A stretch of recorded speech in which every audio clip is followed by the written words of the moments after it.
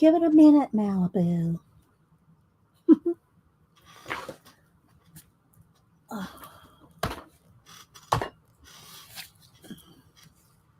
We will give it a minute. Look up a picture here.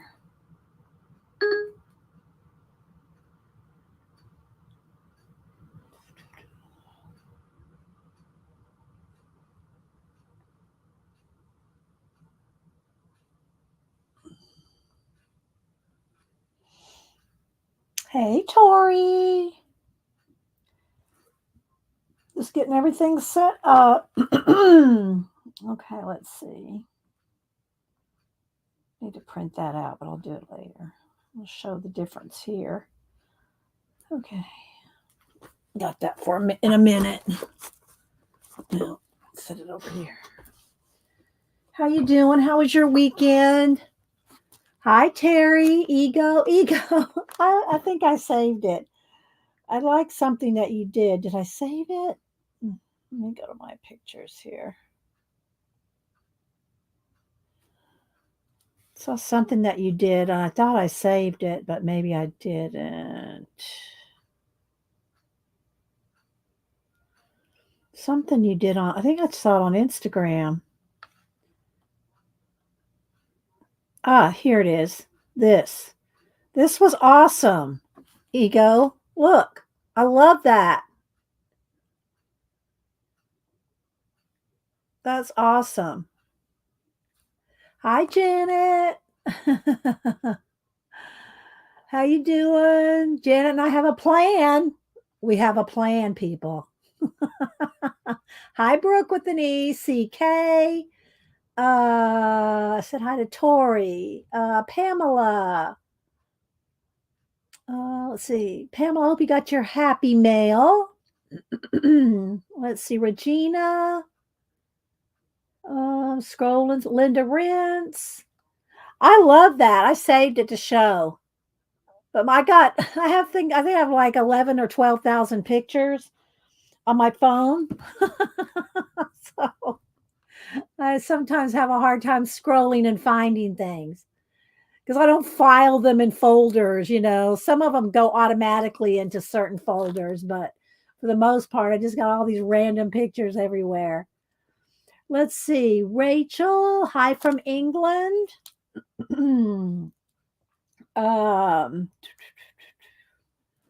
Dawn P. Kathleen, and I hope I'm not going to jiggle today. Not me, the computer. The camera, because I did make sure the wires weren't crossed in the back so that when they got jiggly. Hi, Raul. Let's see. Okay, that's a lot, Raul. You're going to be busy. Jane and I are just going to do a postcard swap. We're just going to do a little postcard swap for fall. Let's see. Deb E. And I got happy mail here to show. I got some postcard. It's kind of like, I don't know, MailArt used to be a big thing. Janet and I remember back when MailArt was a big thing with stamping. So we're going to do a postcard swap, and I won't talk about it too much till more people come in. And I will post information on the community tab. Let me make a note to remember to do that. Community tab.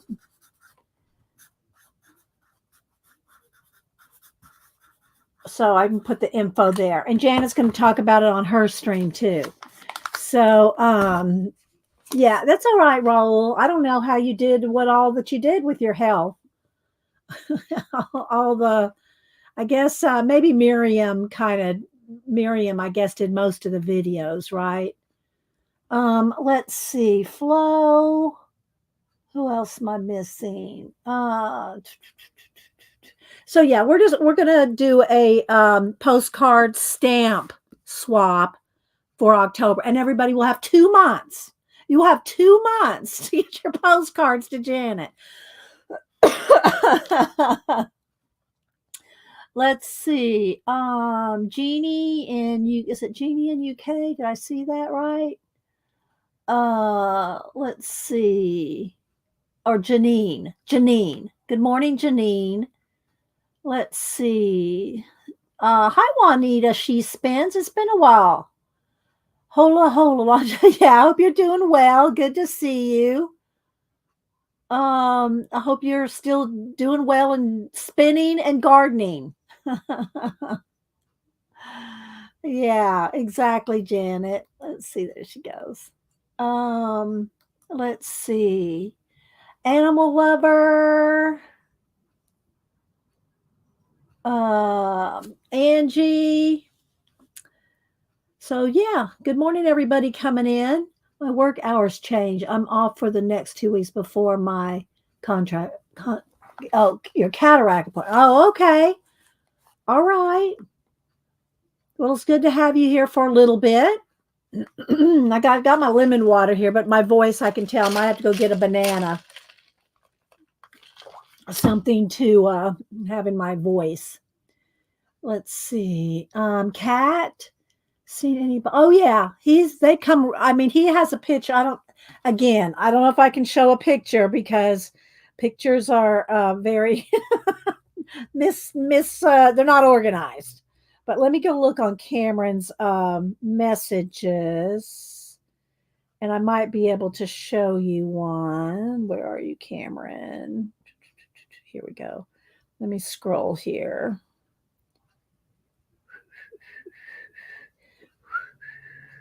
Scrolling. He sent a good picture of one. Here we go. Here we go. Look. Right there by the railing. There's a bison right there in Wyoming, right up next to the rail there. uh, let's see, what other photos did he have in this one? Yeah, they had he'd sent pictures of, they had a talent contest and different things. They do all different. He hosted a little art get together. He hosted an art get together, and that was kind of cool, I thought. I don't want to show the people, so let's see. Yeah, so there's a bison. Let's see. Yeah, I did a bison before breakfast. It was in my sketchbook about, I don't know, 15 years ago. Now, can I get to it right now? Probably not. I've shown it before. I don't think I can get to it. I think that sketchbook is actually holding up a shelf. So, oh, let's see here. Let's straighten this out a little here. There we go. So yeah, he is. He seems to be everything he says to us. He is. He's, busy, works hard. Okay, so I'll give it about 5 more minutes before I talk about the stamp swap. But I did do something over the weekend. I did another, and I posted on Instagram. I did another round. I did another world. This is a 14-inch wood. Let's see, I paint the back, sign the back. Another medieval world. The other one that I showed, I made that one for Samantha. Of course, she took it, when she was here. So I made another one. This one's a little different. It's not really like a library one. Like the one I made for her was like a library. Where's my here? Let's go back over here. Get my iPad here. So it'll be bigger than my phone. Oh, I got to show y'all something else too here in just a minute. Oh, where's the one I made her? Here it is. Here's the one I made for her. It's going to flash out a little. Let's see if I can tilt it. So that's the one I made for Samantha, like the library. But I got to show y'all this. Remember last week when we did the little collage? This one, and I said we could move it into I wish Devin was here because she's the one that thought of the vacuum cleaner. Let's get rid of this one. All right. So remember, I keep getting this mail alert. Let's see. So this was, just a little postcard. I mean, about this big, not too big. But anyway, so here's this is what it started. Let's see if I can get it to focus. And so I moved it into Procreate and played with it in Procreate, and it's not showing the hang on, let me move it and come back. Let's see. There we go. So there's what I did with it in Procreate. I didn't work at it real hard. It's not really something I'd say is finished, but yeah. So I took that into Procreate and played with it and made this. So, Janet Overachiever.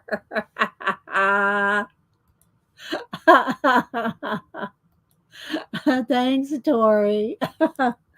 So let me see what else. Do I have anything else here? I don't think so. I think that's all I got to show right now. But but I didn't. And Sister's not here right now. But I did want to show. She had recommended plate holders. These plate holders. So look how perfect this is, and it's really wide. I can get a whole bunch of them in there.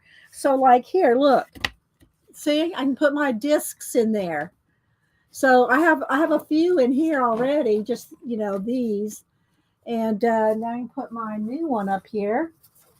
Here's my new one, and then here's a little one. I mean, it holds a lot. I could probably hold about 10 or 15 in each one. I bought 2.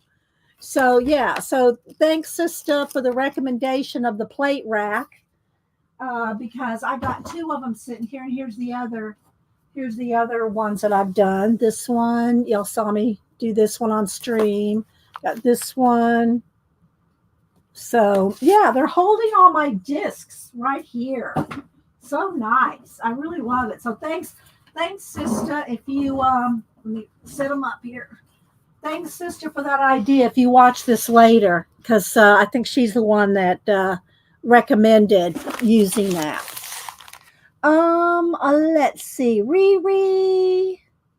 Who else am I saying? Did I say how do you Barbara Chicken Pot Pie Society with a song? Cat and Paste. And by the way, Cat and Paste she's got a new YouTube channel up.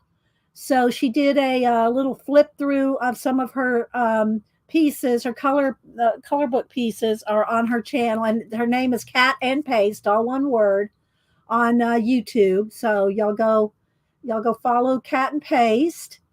She's there, and on IG, same name.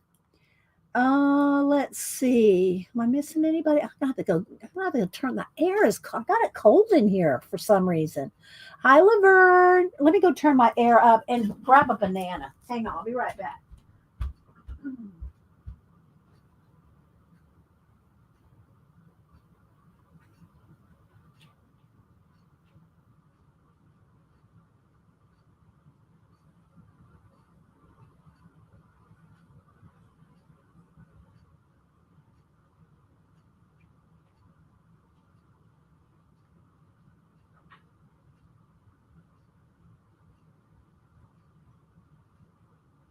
Okay. Take a couple bites of banana and my lemon water. My voice should be good. There we go. That's better. Thanks, Janet. So I'm looking to see all my little notes everywhere. I got notes in this is my current idea book that I've been using since January. I got it all tabbed. It's, got a lot in there. But anyway, let's see. Where do I want to start? Well, let me show you these back. Because I started these last week. So these are some of the little postcard and small pieces, collage pieces I did last week or worked on last week. They're not done, but they're kind of making their way. I really like this one now. This is it's like, let's see, let me measure it here. This is an 5.5, 5 by 8, 5.5 by 8. It's a half of a cardstock sheet. So let me see. I'll turn the brightness down just a little.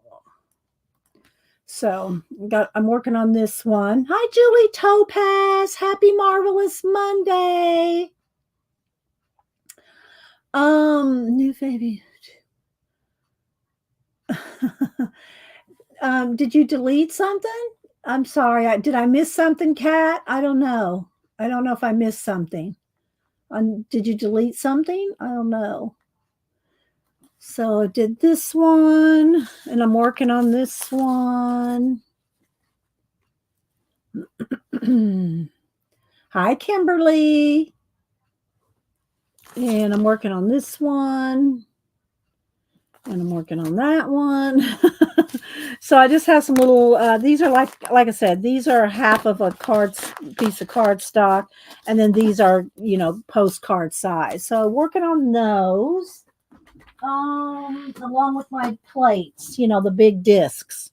Got some Happy Mail. I'm going to show that here in a minute. I think I'll show the Happy Mail. That'll give us a few minutes for people to come in, and I can talk about the postcard swap, which I will put the information in the community tab after the stream. And because I don't want to have to tell it a whole bunch of times, I have all this that I want to go over. So I don't want to have to tell that, somebody comes in late and I have to start from scratch. I'll say, go back and watch. All right. So let me show you my Happy Mail that I got. So this one, and this is all in my, P.O. box the other day. This one is from Rainbow Griffin. Dear Dee Dee, I went to a local festival earlier this summer and saw the guy who does the cute and creepy coloring books again. I got you the cats last time, so this time I decided to get you the dogs. He still won't sell his books online because he goes to so many events. He posts his travel schedule on his website and Instagram, Pickled Punks Plush, which I do follow him on IG, Pickled Punks Plush.com, pickled, and it's at the Pickled Punks show. Hope you enjoy these cute and creepy doggies. Rainbow Griffin. And then she also sent me this card. Look at this card. Look at this. Isn't that cool how it just opens up into these butterflies? So thank you, Rainbow. I'm going to show y'all the Monstrous Mutts Canine Creature Coloring Book. Don't forget, guys, put it in caps if you're talking to me. Content creator influence. I missed something, Kat. I'll have to go back. I'm not sure what's going on with what you're talking about there. Let's see. Hi, Terry Strange. View. Who else is popping in? So, yeah. So this is Monstrous. And so you can follow. Here it is. Pickled Punks. And it's pickledpunksplush.com, or just go on Instagram, Pickled Plush. So yeah, I'll just kind of flip through here. Let's see if I can grab the light back again, because it went to a white page here. Pickled Punks, yes. Bride of Barkenstein. Instead of Frankenstein. Well, I don't know if you ever saw Young Frankenstein, but he goes, it's Frankenstein. It's not Frankenstein. It's Frankenstein. I don't know if you ever saw the movie, but anyway, there's the Woof Man. Nosferatu. Look at the teeth. Oh my gosh. Count Barkula, Poodle Moth, Roddy Corn, Mr. Pitts. Darkness Monster, Corgisaurus, Pugzilla. I might have to send this one to Reading with Pugs. This page, right? Pugs. She has pugs. Beagle. It's got bee wings. The Boxer. Abracadoodle.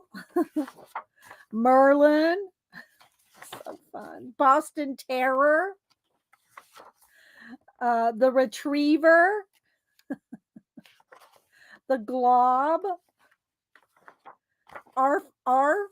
Oh my gosh. Anyway, they're so fun. Monstrous Mutts. So, hi, Tina. Thank you, Tina, for saying good morning. Love you. Love you. Oh my gosh. Hi, Amy. Who else am I missing? I know, isn't that fun, Janet? If you're this one you like, Janet, I'll send it to you and you can Zentangle it. I'm gonna send the pug to reading with Pug Jen. And so thank you, Rainbow Griffin. That was awesome. Okay, so then I'll show this one last. Let's see, I got this was from Barb Chicken Pot Pie. Let me see if I can find her here. Let me find her again. Here she is. Barbara Chicken Pot Pie Society sent me a bunch of cool stuff. And I gotta say, Janet, somebody's got neat writing, as neat as writing as you. Look at this. Look at Barbara's writing. She writes tiny and nice and perfect like you. Hi, Dee Dee. In addition to the swatch watches, here are some bits and bobs to use. Share or put through the wood chipper. Oh my gosh. Let's see. Through the ongoing encouragement you offer all of us, I've included a small copy of my art. Okay, so I'm not sure. Is this it? I'm not sure which one is your art. Let's see here. Let me pull this out. I opened the envelope, but I haven't pulled all this out yet to dig through. Okay, so I did cover up all the addresses, and I'll look in this in a second. She sent, remember we were talking about the cootie catcher, Janet, on your show with the origami cootie. Look, she sent me a cootie catchers, the kind that you fold up. Now I'm going to have to remember how to fold them, but that's what these are. So they're fortune tellers as a kid, but we also called them cootie catchers. Let's see. I'm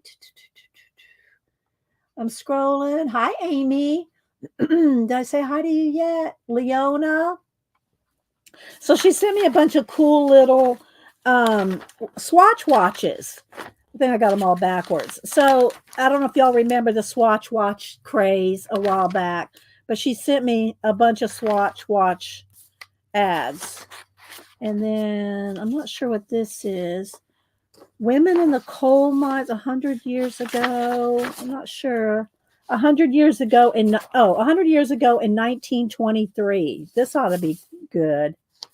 This ought to be good to read too. So there's that.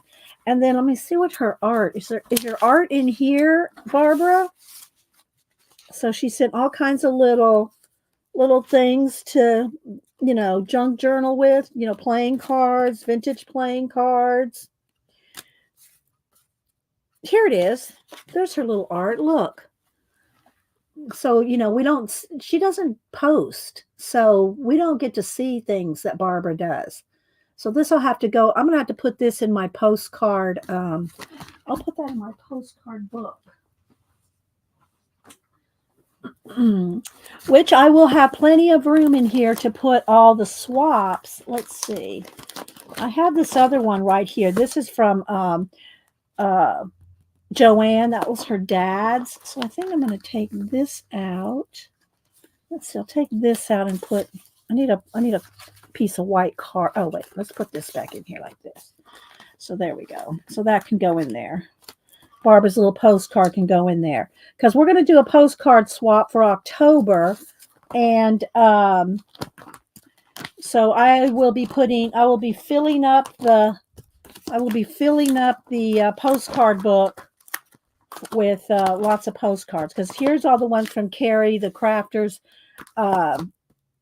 challenged from July, 31 days. All these I did 31 postcards for July. So Janet and I are going to do, because we thought about this. We love our mail art, and I got some samples of mail art. We love our mail art, and we don't use our stamps. We don't use our stamps like we should, in our opinion, in Janet and I's opinion. So we're going to do a stamp swap for October. it can be October, Halloween, fall, whatever you want to call it, but it's going to involve stamping. Okay, so let's finish looking at this. Okay, so some little, all kinds of little cool stuff. What's this? Some little letter. What are these little letters? Some little little W's. Is that for Willingham? This is going to have to go in my personal journal. I'm going to put that in my personal journal. One of many journals, but I'm going to put that in there. Let's see, what else do we got? Hello from Fargo, some postcards. See, these can be remade. You know what I'm saying? I'm not going to remake Barbara's, but I'll remake these. So how fun is all this, Barbara? Thank you so much.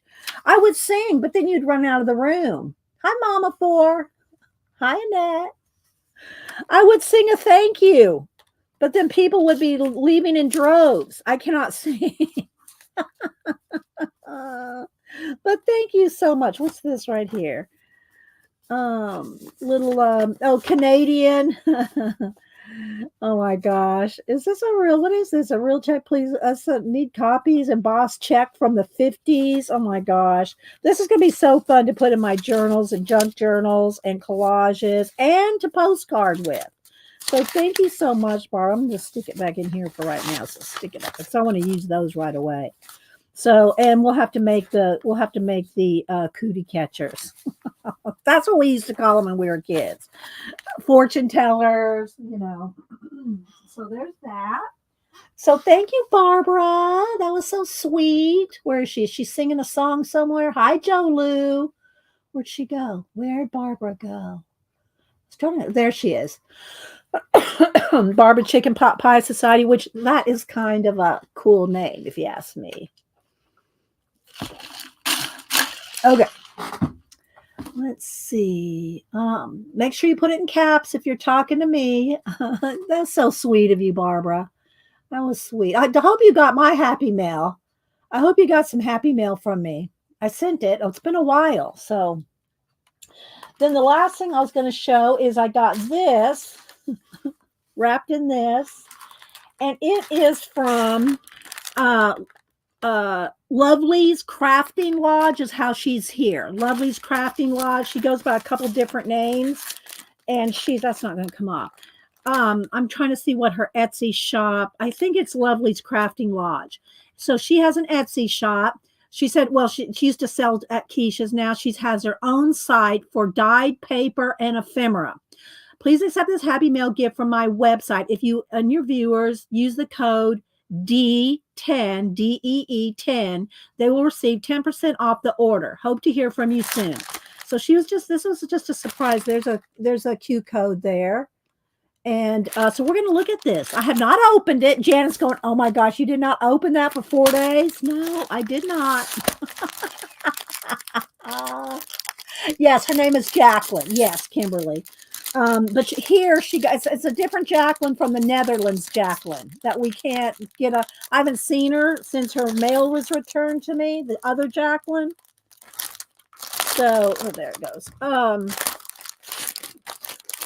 Anyway, so we're going to take all this out. Let's keep this. I'm going to keep that.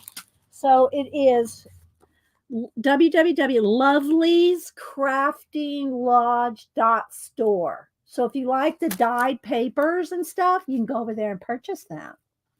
Thank you, Kimberly.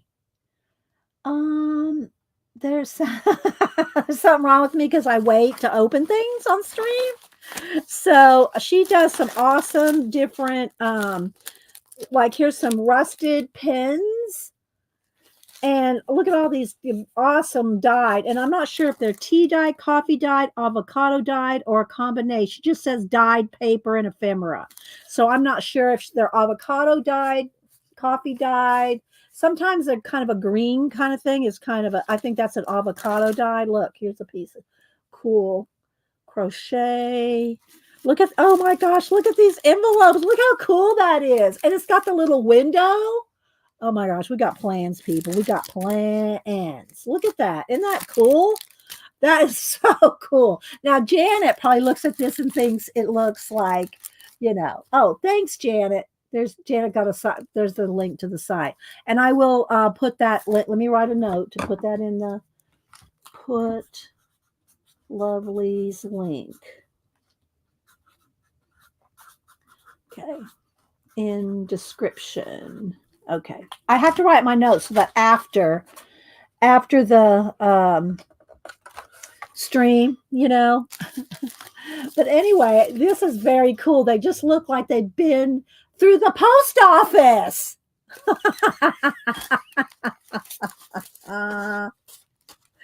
Oh my gosh, look at these papers. They're so cool. Like I don't know if they're, like I said, I don't know if they're avocado, tea dyed. I started owing my package and walking back to the house from the. Well, I do on some things, but if it's something I want to share with you guys, I can wait. I can usually wait. Sometimes I'll take everything out of the package, because like she had it in this package, right? I did take it out of the package and look at it, right? Hi, Ann Makes. Look at this one. That looks so cool. Yeah. So thank you so much, Jacqueline. Thank you. I know I like to call her Lovely. That's just how I always call her when I see her. I call her like I see it. She's lovely. So yeah, this is awesome. So cool, right? Isn't this cool for junk journals? And it's funny because I know Samantha's going to want a couple of these because they're in one of her fashion courses. I forget the exact title of the class, but her teacher, remember, she made a junk journal back when I bought a couple of Selena's, and Selena does have a lace sale going on, I believe. But anyway, Selena was selling some fashionista kits. So I bought two because I was going to make one and I was going to let Samantha do one. Well, I ended up giving them both to her. So she made a junk journal with them. And so anyway, her teacher started talking about we're going to do a thing where we make a journal, or you can buy a journal. I don't know exactly how she said it, because Samantha relayed it. And you're going to collect your fashion items. You're going to collect your fashion, stuff. And Samantha's thinking, I already got one of those going. Woohoo! Because Samantha's already got a fashion junk journal going. So, yeah. So this was awesome. Thank you so much, Lovely. Let me go back to where Janet put the link in again. And I will put the link in, like I said, in the description. Scrolling. There it is. There we go. Lovely's Crafting Lodge.store. It's what you've been waiting for. I love this. I had to cut that out, right? So thank you so much. I'm excited to use all this stuff, guys. So I appreciate y'all. Let's see. Scrolling. I said hi to Ann Makes, Julie Topaz, Mama 4. Okay, so let me get my notes out because I was writing while I was on the phone with Janet. Okay, so MailArt. Here I got some samples of MailArt here, and it's funny that those envelopes were in a Lovely's package too. But I did pull out some examples of some MailArt. We used to do MailArt a lot, and it used to be like a lot of envelopes and artist trading cards and just swapping art in the mail. And that was like what I'd say late. Well, I'm not sure exactly. Jan and I probably did it in the 90s, but artist trading cards, I think, started in like the 70s was it the Netherlands? Anyway, I can't remember the whole history of artist trading cards, but MailArt was a big thing because stamping, rubber stamping, and this was even really before it was really before acrylic stamps. It was all red rubber. It was all red rubber stamps for the most part. And so MailArt was a big thing. And Janet today on her show I think last I talked to her, she's going to show some of the old Rubber Stamp Madness magazines, and she was published in them, in some of them as well. And she's going to show you some of how the mail art of that era, and it's still going on, but not, stamping is not as big because it's just like went from stamping stores on every corner to scrapbook stores on every corner, and and now you got them out. Okay, there we go. So I'm going to talk more about just mail art in general and postcards. I made a bunch of sample backgrounds. I made all these before I even called Janet and show y'all and talk about the swap. And then Janet's going to talk more about the stamping, although I think I'm going to carve one just to show you. Okay, so get y'all's notes out, get your notepads out. If y'all are interested in any of this, put it in your Society of Ideal Collector notebook, write down the ideas. And if you're interested, hi, Ann. If you're interested in being a part of the swap, you have 2 months. 2 months from today is, I think it was at the 19th. Did we say we were going to do it on Monday, the middle of October is when it's due to Janet. So everybody has 2 months to do the swap. Now, we had a few issues with the zine swap, and we had 6 weeks time for that one, but some international people still did not get them to Janet on time. So we've extended it. Okay, October 19th is when it's due. Did we write that date down? I'm going to write it down again. October 19th is when it's due to Janet. Now, I'm going to kind of go over all the rules. If you miss anything, go back and watch this recording, or later today, I will post all this information in my community tab, which, by the way, today's books were a set of Agatha Christie books. In the community tab, week 84. So, well, let's see, where did I leave off? So we wanted to give everybody a little bit more time. So now you have 2 months to make 5 postcards, and they have to be original. There's no copies. You make 5. You can make them all the same. You're going to use a stamp, use whatever stamps you want. You can use rubber stamps, acrylic stamps, carved stamps, and last resort, if you don't have any stamps that you can use, then print off some, copyright-free image and use that. But try to use a stamp, a carved stamp, acrylic, red rubber, and, just stamping in general on your project. You have to make 5 postcards, which is 4 by 6 originals. Now you can make copies for yourself, but you have to send Janet 5 original postcards. They all can be the same or nearly the same or kind of the same, or they can all be different. But you make 5, you send them to Janet. Janet gets to keep one as the swapper outer. That's how swaps go. The hostess or host gets to keep one from everybody for all the work, because it's a lot of work to host a swap if you've never done one. I've done a lot of them, and there's some work to it, especially like artist trading cards, postcards, zines. It's a lot of work to host a swap. All I'm doing is talking about it. Janet's the one going to be doing the swapping out.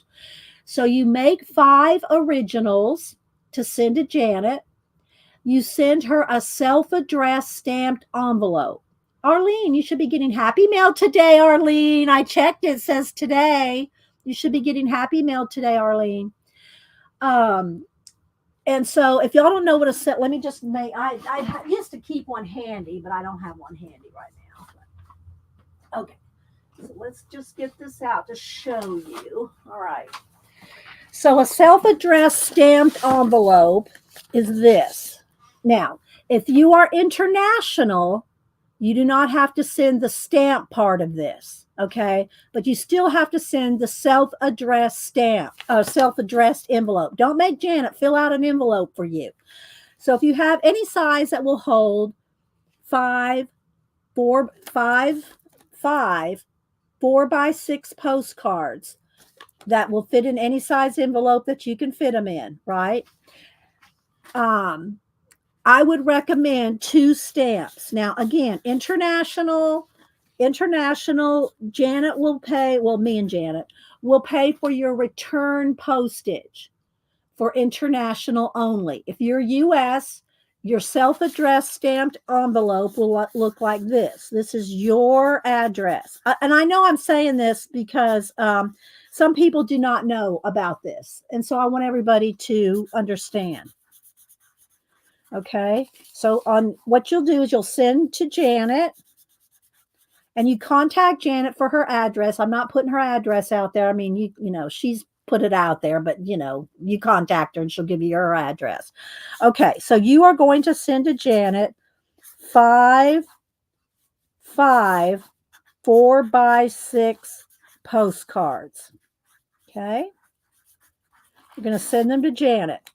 In the envelope that you send to Janet, you are going to send this. Now, again, if you're international, you don't have to put return postage. If you are US, you need to put 2 or I would put 3 just to be safe.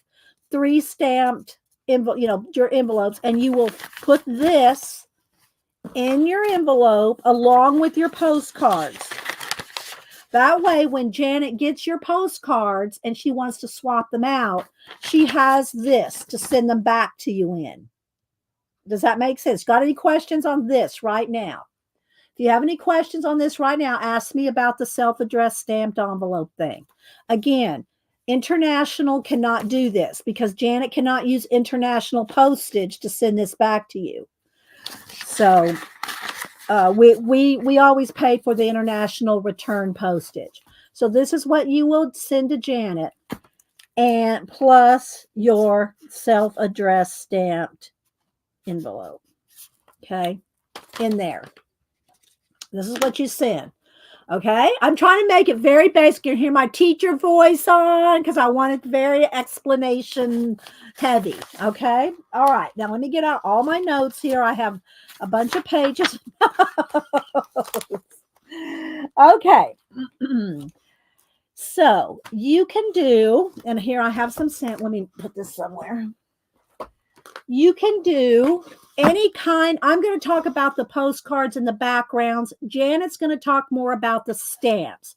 Janet has hundreds, if not thousands, of stamps that she has collected, and she's even sold and given away a lot of them. But she and her mom used to do that for their thing together, stamping. So she has tons of them, and she'll show some today and whatever. Okay, so the theme of the MailArt postcard swap is Halloween or fall. I know what not everybody does Halloween. Do fall, do leaves, do anything fall. Pumpkins. I'm gonna try to have time to carve a pumpkin here and show you how to carve your own if you so desire. Let's see. Put it in caps if you have any comments and suggestion. Tape that we tape these up. My zine came back to me the entire, tape your envelopes. Okay, the thing about taping your envelope, it may make it a little more, I don't want to say bulky. I mean, for me personally, I'll put 3 stamps on everything just to be safe. But if you're going to tape your edges and everything, you don't want it to come across as a package, especially international people. So you do what you think it's going to be safe. If you want to put a piece of just, Scotch tape around the edges, that will probably be fine. Leona said, and that's going to happen. There's going to be times where, you saw the one that I got back from, was it Vonnie? And no, it wasn't Vonnie. Anyway, the one that was all torn up. So you just got to make sure that, especially for international people, you don't want to go into your post office and it's got tape around the edge and they go, oh, that's a package. Do you know what I mean? So you do you. Okay. Whatever you think is going to work for you. The post office, who knows? We do our best. All we do is send it out. You got to make sure it gets through the postal system. Yeah, best laid plans. All right. So I'm going to read you some. I made a bunch of postcard backs with ideas for what you can use for your base postcards that then you can stamp on. Now you can start with just a blank 4x6 piece of cardstock and start stamping away on it. You can do whatever you want. I'm just showing you some other examples of backgrounds, and then I'm going to show you some other postcards and some Nick Bantock stuff, and then I'm going to try to carve a pumpkin, just for quick reference, so that you can see. As we go, guys, high text. If you have questions, put it in caps so I see them, or Janet can help answer them too. So Janet's going to talk about the stamps and different kinds of stamps on her stream today at 1 Eastern. I'm going to talk about the card bases themselves and ideas for your bases. All right, we're going to go through them. So, and I'm going to just put them right over here and pull one pilot, pull one up. I think I made 6 of each. I think a couple of them I just did 1 or 2, but I tried to make 6 different ones of each one. Okay. All right. Stamped patterns. All right, let's see. Maybe I should zoom in. Let's test this zoom. Let's zoom in and see what we look like here. That's better. Let's brighten it up just a little. I think that's better. Okay. All right. So again, if y'all have any questions on the stamping and the sending, I will try to put as much information as possible in my community tab after the stream. All right. Stamped patterns. These are things that you can do on your 4x6 piece of cardstock, and I would recommend cardstock. And if you don't have cardstock, then glue some papers together. A piece of paper is not really, a postcard. So make it a postcard. This is not thick cardstock, but it's cardstock. All right. So I'm going to show you some of just stamp pattern ideas. They're I just, kept it simple just to show you some ideas. So these are all stamped images. This one's upside down. It's different stamped images. And this is the same one with the different color ink. And so as a base, you can use stamped pattern background. You can put pumpkins all over this. And when I carve a pumpkin, I'll try to, if we have time, I want to cut them out and I'll just put some on here just so you can see and get an idea. Okay. Stamped. Next, smack and dragon. So this is where I squirt the ink or drop some ink on a piece of plastic and put a little water on it and smack. You smack and drag. I call it smack and dragon. But you smack and drag your cards through the ink.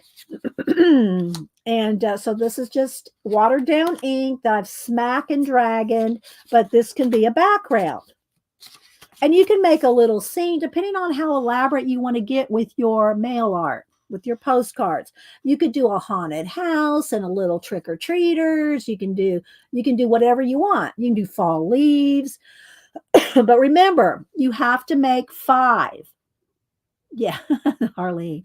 You have to make 5 and you'll get 4 originals back. No copies. You want to make 5 originals. Janet gets to keep 1. You get 4 back. Okay, so there's some smack and dragon. I made a lot of different ideas. Okay, and I'm sure you'll think of more. This is just some to get y'all started. Okay, sewing patterns. Cover your card with sewing patterns as a base. Okay. Look, put a Frankenstein on that. Wouldn't that be cool? A Frankenstein on the sewing pattern? I don't have a Frankenstein stamp, but I'm sure somebody out there does. Okay. Jelly plate. Now, I didn't have to make any of these because I still had a whole bunch of jelly plated postcards made from the Carrie Griffith. His was not a swap. His was just a challenge, a 31-day jelly plated challenge in July. So I had a lot of jelly plated postcards already left over. So here's jelly plated postcards.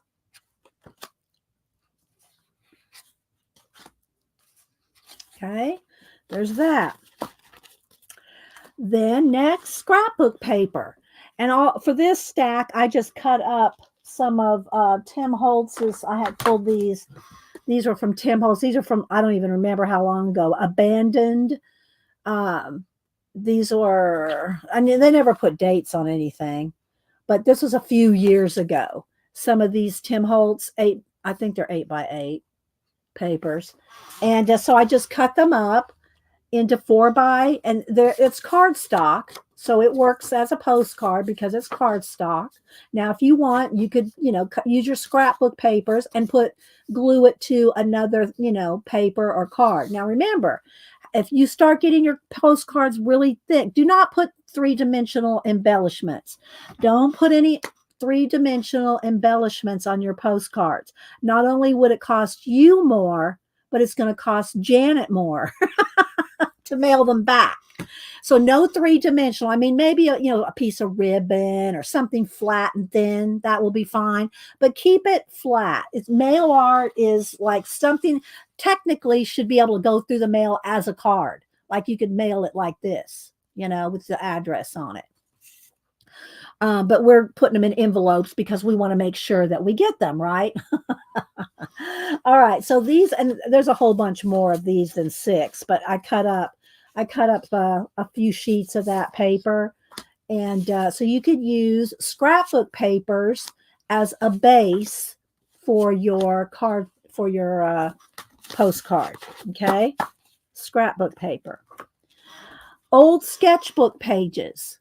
So y'all seen me, how I've used a lot of my old sketchbooks, cut them down, made collages out of them. But if you want to use old sketchbook pages as a base, now, I've got stuff on the back, but, you could put a thin piece of paper on the back, or maybe you don't have anything on the back. I have stuff on the back of most of mine. But you can use your old sketchbook pages as a base. Okay. Parchment. Now this is faux parchment. This is faux parchment paper, but there's also like parchment paper that you do calligraphy on. Again, you'll have to put that thinner paper on a card. This is already cardstock. No, I think I did glue. No, this is cardstock. Okay, so you can do parchment type papers or any kind of textury papers. You can use like the paper that I got from Lovely, the tea-dyed papers. Glue that down on a card and use that as your base. All right, I don't see any. You have your fish stamp. There you go, Miriam. Miriam has a fish stamp. All right, now remember, we want it to be Halloween or fall. So put a little mask on that fish, Miriam.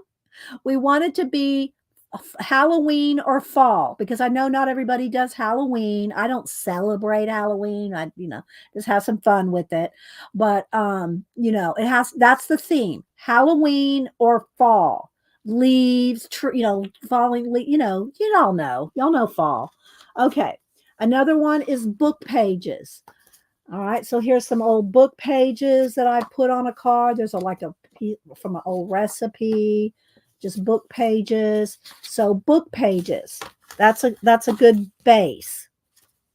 Again, you don't have to make it. You can just use a white cardstock as your base and stamp on it and color it. That's the other thing. You do need to color your stamped image. Okay. Whatever you stamp with, rubber stamp, acrylic stamp, foam stamp, rubber stamp, whatever it is, you want to color it. Okay. Magazine or reverse collage. Y'all know I like to use magazine images and I paint them in and paint them out.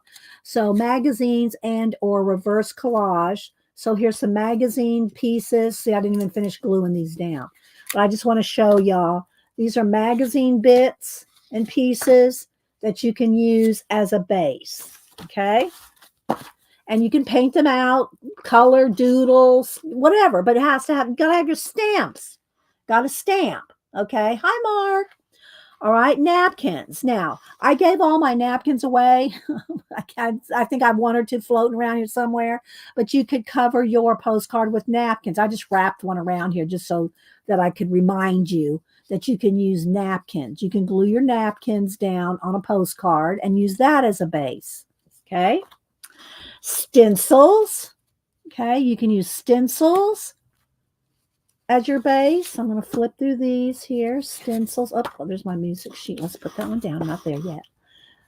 Stencils as a base. This one is Devin's new O. Well, I don't know if it's new, but it's her stencil O's. It's her O stencil. I really like that. So, but look at the color. See, look, that's ready. This is ready to go. This is ready to put a stamp something on. Some pumpkins on this one. And you can put text.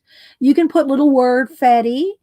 You can put whatever, words you want. Remember, it's mail art. It's MAIL, not MALE. But if you want to put some mails on there, you can. But it's MAIL art, mail art. So stencils.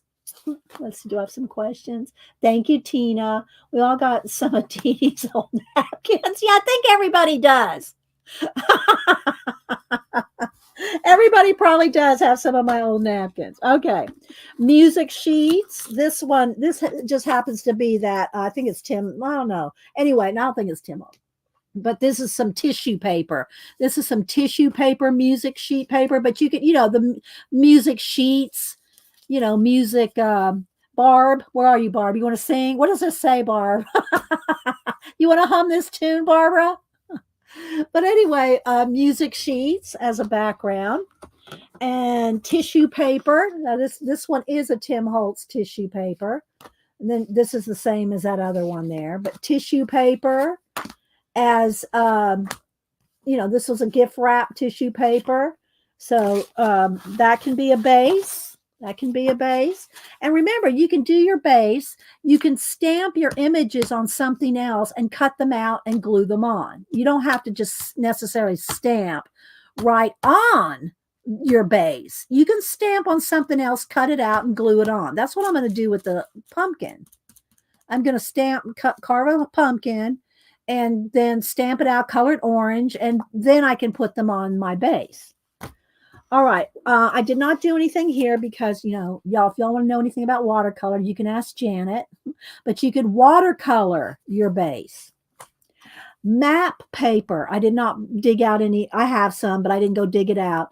Like, old maps or, books, maps in books and stuff. You could use maps as your base. Okay, so there's some ideas, and there's plenty more. Trust me, there's tons more that you could do, but I wanted to make a nice sample of what you can use for a base on your postcards. And yeah, let's see. He walked in when Dee Dee explained mail art versus mail art. Did he strike a pose, Ann Mace? Here's some mail art. Here's some mail art.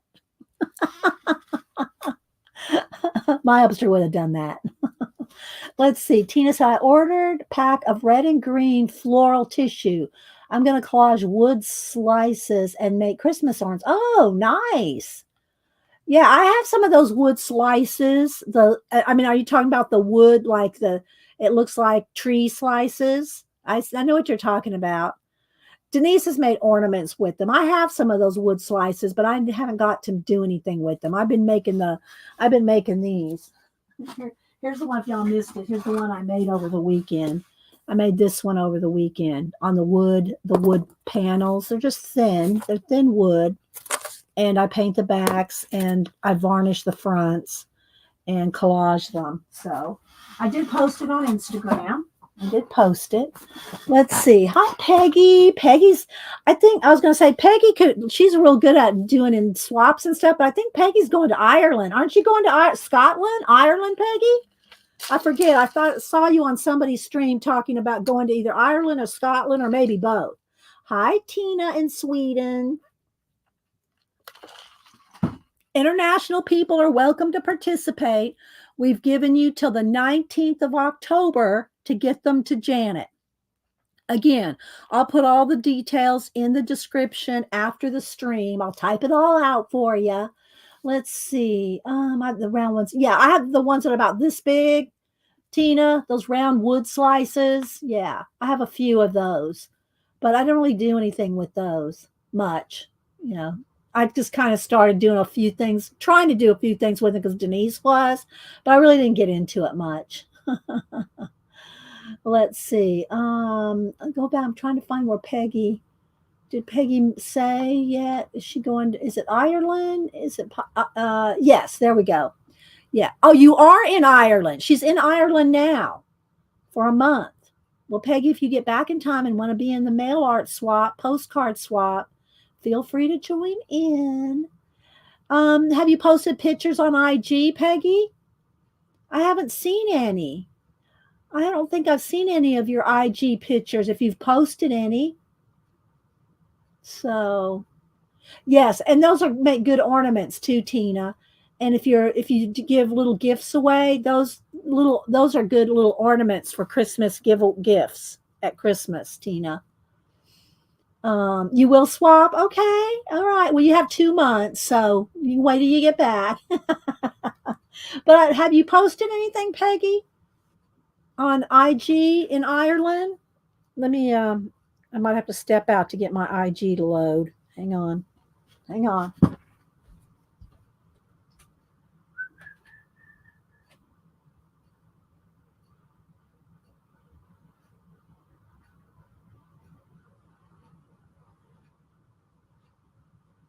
Okay, well, it looks like something. Here's this. Okay, yeah, she did post this 2 days ago. A view out her window.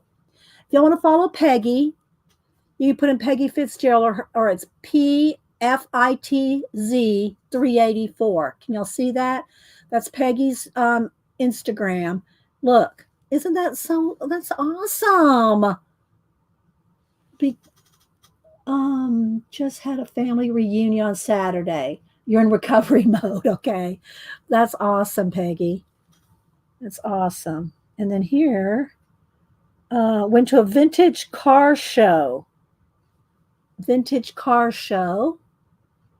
Peggy's living her best life. I'm telling y'all. Peggy is living her best life. I think she said she has she inherited some property there or something. So she could just move there if she wanted to, you know. Let's see. By the time I finish with my fish, it'll be Halloween. Okay, all right, Miriam. So yeah, so y'all follow Peggy and follow her adventures for this month when she's in Ireland. Thank you, Tina. There we go. There's Peggy's Instagram. Thank you, Tina. Let's see. We own the family home. There we go. There we go. Living her best life, Peggy. Where's Tori? You should be talking to Tori. You should be talking to Tori. Okay, let's move on so I don't lose track. I mean, I've kind of already lost track, but that's okay. It's worth it. It's fun. All right, so I'm going to show some different mail art and stuff here, and I'm going to stamp. Let me read over my notes again. Okay, the image has to be after you stamp it, whether you stamp it on an individual piece of card or on your postcard, some kind of background, it needs to be colored. Okay. And you need to sign the back. Now you don't have to don't put your, I would not recommend putting your address. You could put if you want to share your email or your Instagram, you could put that on the back. Like Peggy could put P Fitz, number, and put that on the back. Okay. But sign it so we know who made that. Because once Janet sends it out, you can't come back to Janet and go, who was that again? She's not going to know. She's not going to remember whose postcard was whose. So make sure you sign the back of all your postcards. Remember, you're going to send in 5 originals, not copies. You're not making any copies. You're making 5 originals. So let's say you wanted a stamped pattern background. You can stamp 5 different postcards. They don't all have to look exact. Do you know what I mean? They just have to be original. So you can have 5 different kind of stamped backgrounds with your stamped image on top. But they have to be original, not copies. This is not like the zines where you make copies and send copies. You make 5 originals and you'll get 4 originals back. Okay. Okay, let's see. I'm looking over here. It'll be due the 19th, and that's like hard, fast. That's it. If Janet does not have them on the 19th, whatever you send, she's going to put in your self addressed stamped envelope and send yours back to you. Okay. That we have to, the reason we have to do that, guys, for one, we're giving you 2 months. We're giving you 2 months to make 5 postcards. The other thing is if we wait for one person or two people, then everybody else is waiting on you. However many people are participating. So we make it we have to have a hard fast deadline, and that's going to be October 19th. That's 2 months. 2 months. Okay. We can use RDD giveaway slides. You can use whatever you want, as long as you stamp something with either a rubber stamp, an acrylic stamp, a carved stamp. Miriam has her foam fish stamp she wants to use. That's fine. It just has to be stamped and colored. Okay. Stamped and colored and on whatever kind of background you want. I just went through a whole bunch of ideas. Okay. Let's see. All right, I went over the self-addressed stamped envelope. It's fall or Halloween. I'm going back. I went over all my backgrounds. I made a list of all the backgrounds. Let's see. Did I have anything else here? I think that's pretty much it. All right. So, if y'all have any questions, put it in caps. Let's see. Not the amount of 2 pencils. Well, because I like your little emoji there, right there, Tina. That's good, Tina. It's because then everybody else has to wait. And we figured 2 months, 2 months, people, is enough time to make 5 postcards, right? Okay, yeah, good, Tex. I hope you do participate. No, you have to stamp. That's part of the thing. It is a mail art challenge, and the mail art of the past was stamping. Okay, it's stamping. So whatever kind of stamp. Now, if you cannot find or don't have one stamp, either acrylic, rubber, if you don't want to carve one, at the very, very last resort, you can find a copyrighted, copyright free, image of a pumpkin or whatever. But use that as a last resort. Try to find a stamp, people. And you're going to hear me say that a lot, people, because that's my teacher voice. Y'all would not want to be in my class. Just saying.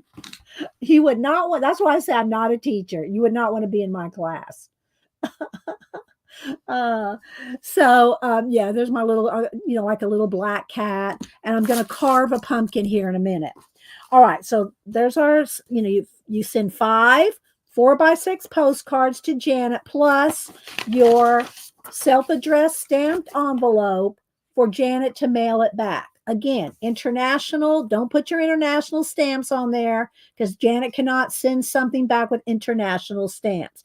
We'll pay for the international returns. But international people still send in the envelope with your address already on there. For Janet, just to pop your postcards in there, put the stamps on there if you're international, and send it back. So you've got to include this with your postcards. All right. Does everybody understand this part? Okay. Only need to be one stamped image. Yeah, you can put one. You can put as much. Yeah, you can put as many, Terry. You can put as many as you want. But there has to be at least one stamped image on your postcard. Now, again, you don't have to necessarily stamp it directly on the postcard. You can stamp it on a piece of, paper, whatever. I could stamp him on a piece of orange paper because that would make him colored. You want it in color, and cut them out and glue them onto the postcard. You can do that. It just has to include somehow a stamped image on top of whatever type of background you choose. Okay? Does that make sense? Hi, Joanne. Let's see. Thank you, Claire. There's Lovely. Thank you, Lovely. I showed your happy mail earlier and we put a link to your website in there. And so, yeah, if y'all missed it, go back and look at Lovely's awesome dyed. And I'm not sure if it was tea dyed, coffee dyed, avocado dyed, a combination of that, Lovely. What do you use to dye your papers? Because they're awesome. I'm going to probably use some of your tea dyed, coffee dyed, avocado dyed papers in my swap as my base. So, yeah, so there's a Lovely's Crafting Lodge. Thank you, Lovely.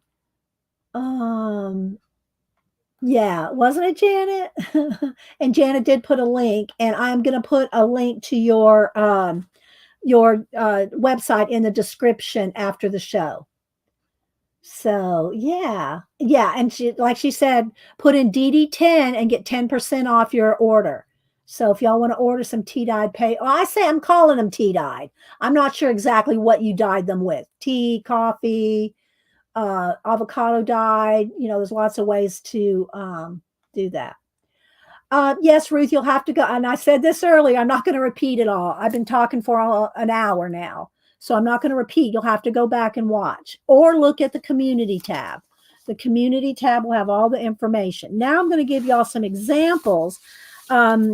Nick Van Talk is like the king of mail art, in my opinion, and probably Janet's opinion too.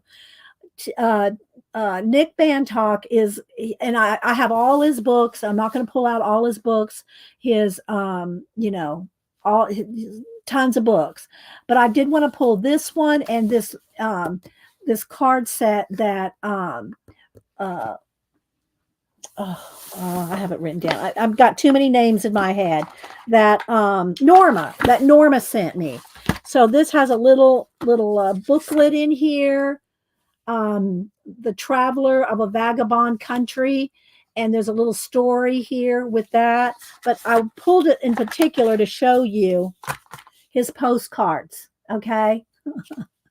I wanted to show y'all his postcards. Put in caps. Okay. Oh, and here we go.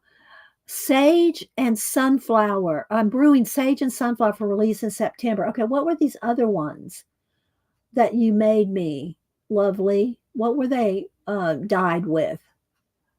Did I miss it? Maybe I missed it. I'll go back and look later. So anyway, yeah, Devin, we're talking about a postcard swap. We're talking about a postcard swap that we're doing, and it's due October 19th. Right now, I'm going to show some samples of mail art, and then I'm going to carve a pumpkin. And it's the theme of the swap is you send in 5 postcards, originals, not copies. 5 originals, you get 4 back. Send it to Janet, and plus a self-addressed stamped envelope. And the theme is Halloween or fall. Halloween or fall. And Devin, I did use one of your stamp. Let's see, where is it? I'll use one of your, where's the pound? Where is it?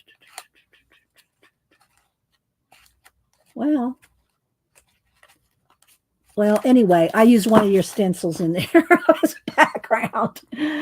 Okay. So it was coffee, tea, and Easter egg tabs. Oh my gosh. They're so good. They are so good, Lovely. And I know her name's not Lovely, y'all, but that's what I like to call her. Just like I call Devin Rex. I don't ever call her Yolande. I call her Devin. Just my way. So anyway, so y'all have 2 months to get your postcards to Janet. And again, if y'all have questions, put the questions in. Hi, Tammy.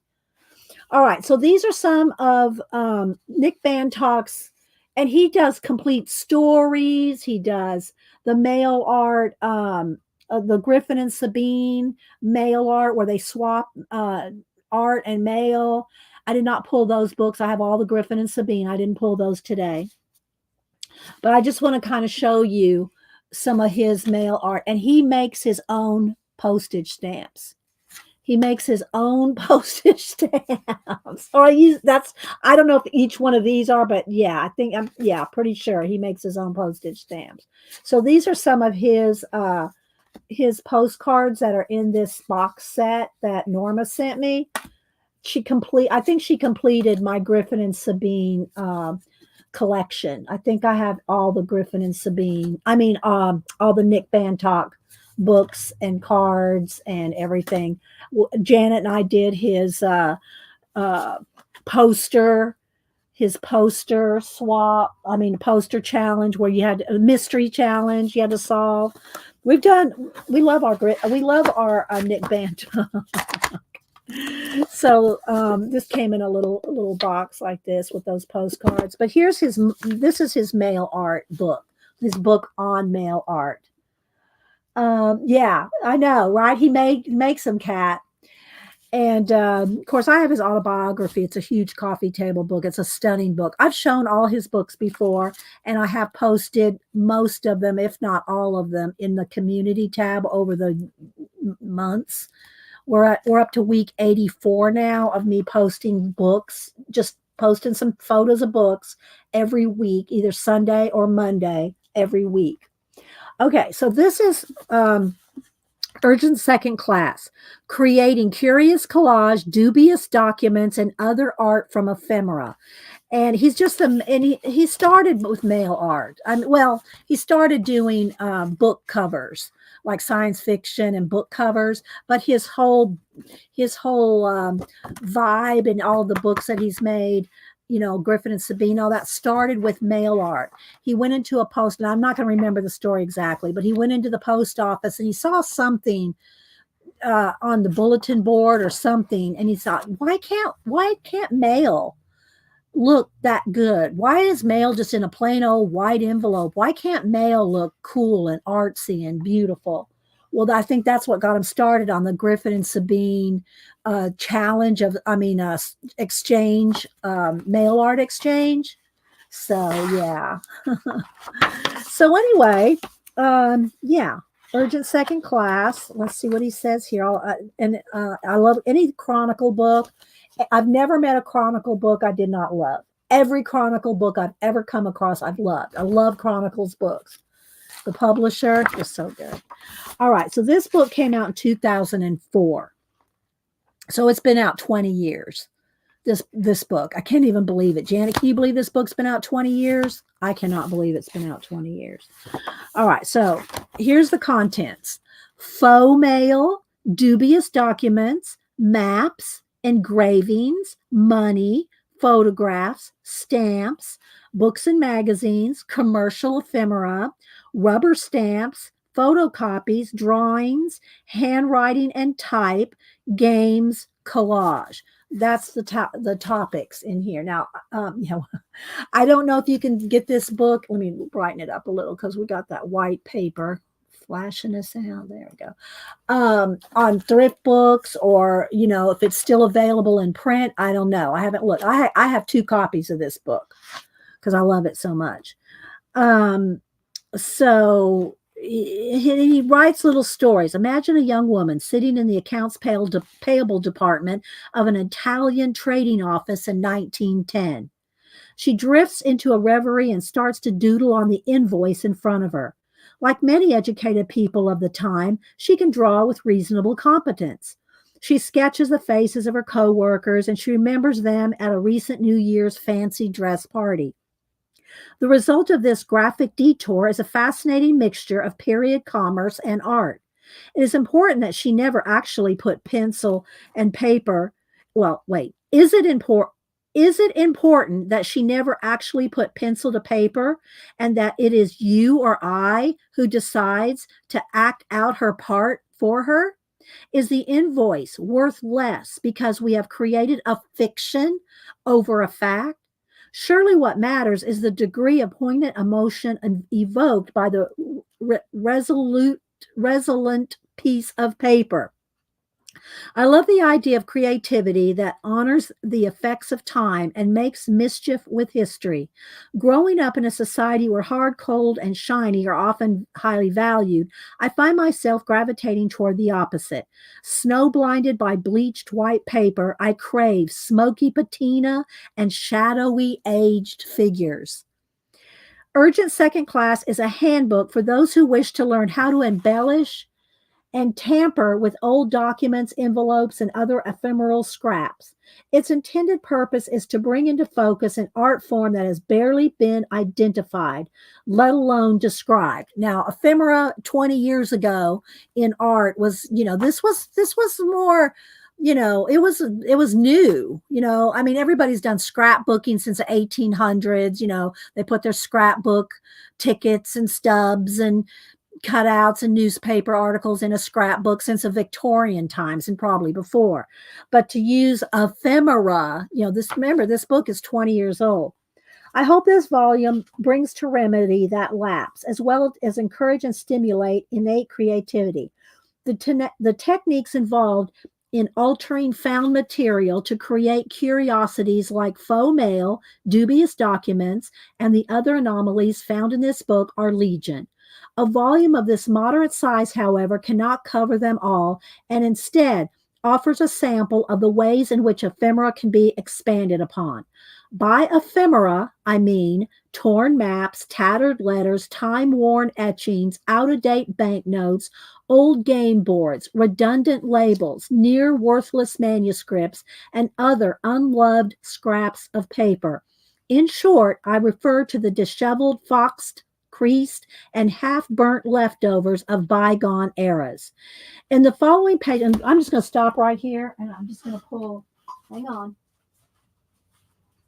Look at these envelopes that Lovely made with her tea dye or her dyed papers. Look, this is this is the stuff we love, and Lovely makes these, so you can start with some already. Okay, all right. Let's see. In the following pages, I will show what happens when you add to this ephemera drawings, postage stamps, cancels, petroglyphs, hand lettering, labels, rubber stamping, and virtually anything else close at hand. A fascinating world is brought to life that never quit, was never quite, was, but also might have been. A place of visual poetry where communication can be either trustworthy or not. You will notice that this book slips back and forth between seeking and selecting ephemera and the various techniques involved in adding to these found items. This is mostly because the method of working that I propose tends to be chicken and eggish, and finding directs and making feed, and the making feeds the finding. Some chapters concentrate on specific techniques, such as drawing or rubber stamping, whereas others, like the section on postcards or games, focus more on untouched artifacts. To be honest, it makes little difference to me whether I end up adding to a piece or not. I get the same excitement from hunting down, selecting, and giving a home to these items as I do from physically manipulating them. When I put something I have chosen in a file drawer or a frame, its meaningfulness to me comes from its elegance and composition, its humor, or its universality. Everything in Urgent Second Class was cheap.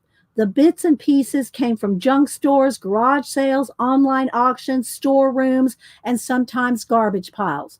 There is no guilt or worry over the destruction of museum quality material because nothing here costs more than $10. This figure indicates not miserliness, but merely a boundary that allows me to know that whatever I do, I am not defacing something of real historical value. If damaged or dull ephemera can be given new purpose, so be it.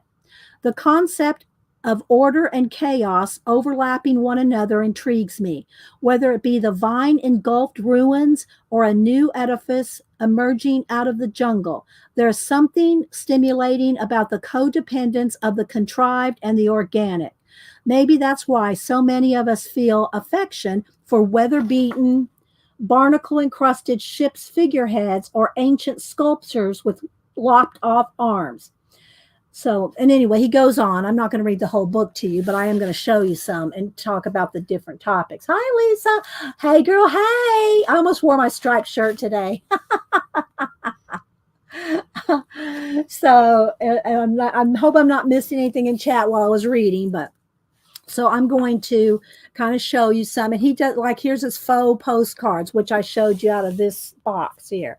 And if y'all have never seen a Griffin and Sabine, or, I do, if you go back in my thumbnails, maybe under altered books, because I've got, I'm not in the, all the stuff that I've done. I can't think of the word I'm looking for. You'll find in the thumbnails, you'll probably see one of the thumbnails has all the Griffin and Sabine. In that particular video, I show Nick Bantock's books. So yeah, so I'm going to do a little flip in here so you can see. And he talks about each one, what it was he used, how he made. Here's dubious documents, where he makes up documents because he's written stories where, Griffin and Sabine have exchanged. I think there's 6 or 8 books. I forget how many. And plus he's done other books on the same kind of thing. So he makes up, here's maps. He makes his own maps. So maps, engravings, faux money. He makes his own money. I did not bring up, Janet, do you want to pull the dubious document, the challenge out to show on your channel today?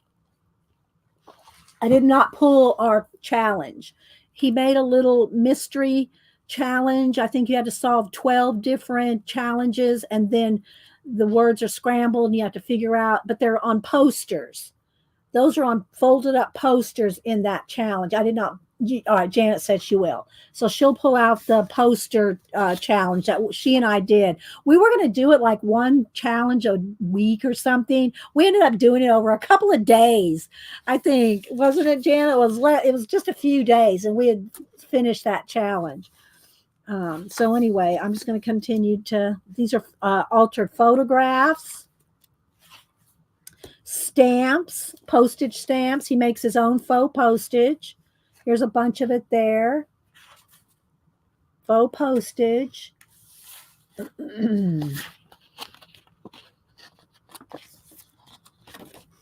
Books and magazines. Now remember, he used to do the art for covers, book covers.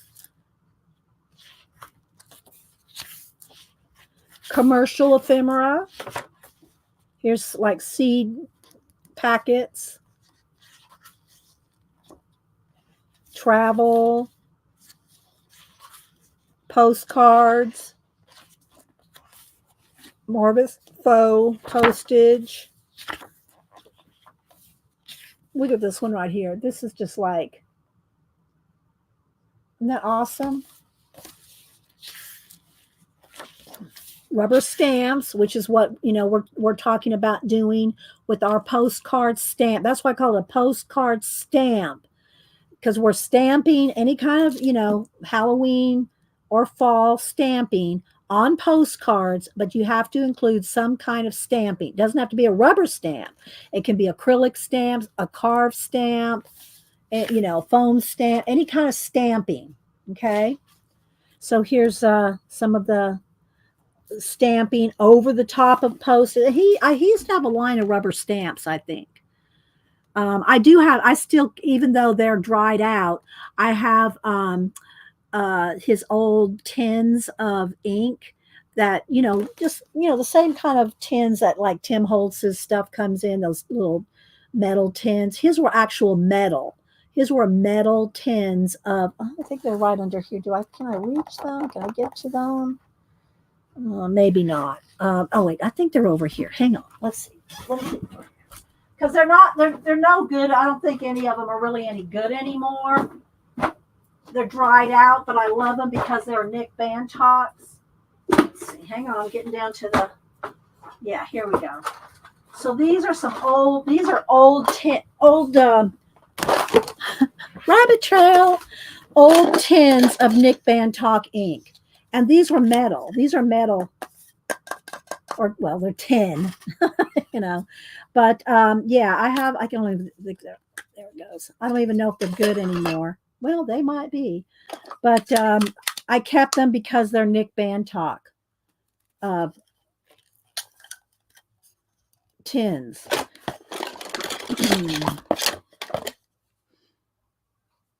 So he used to have a line of rubber stamps, but I never got any of those. But I have lots of his colors of inks. But they're just, collectible to me.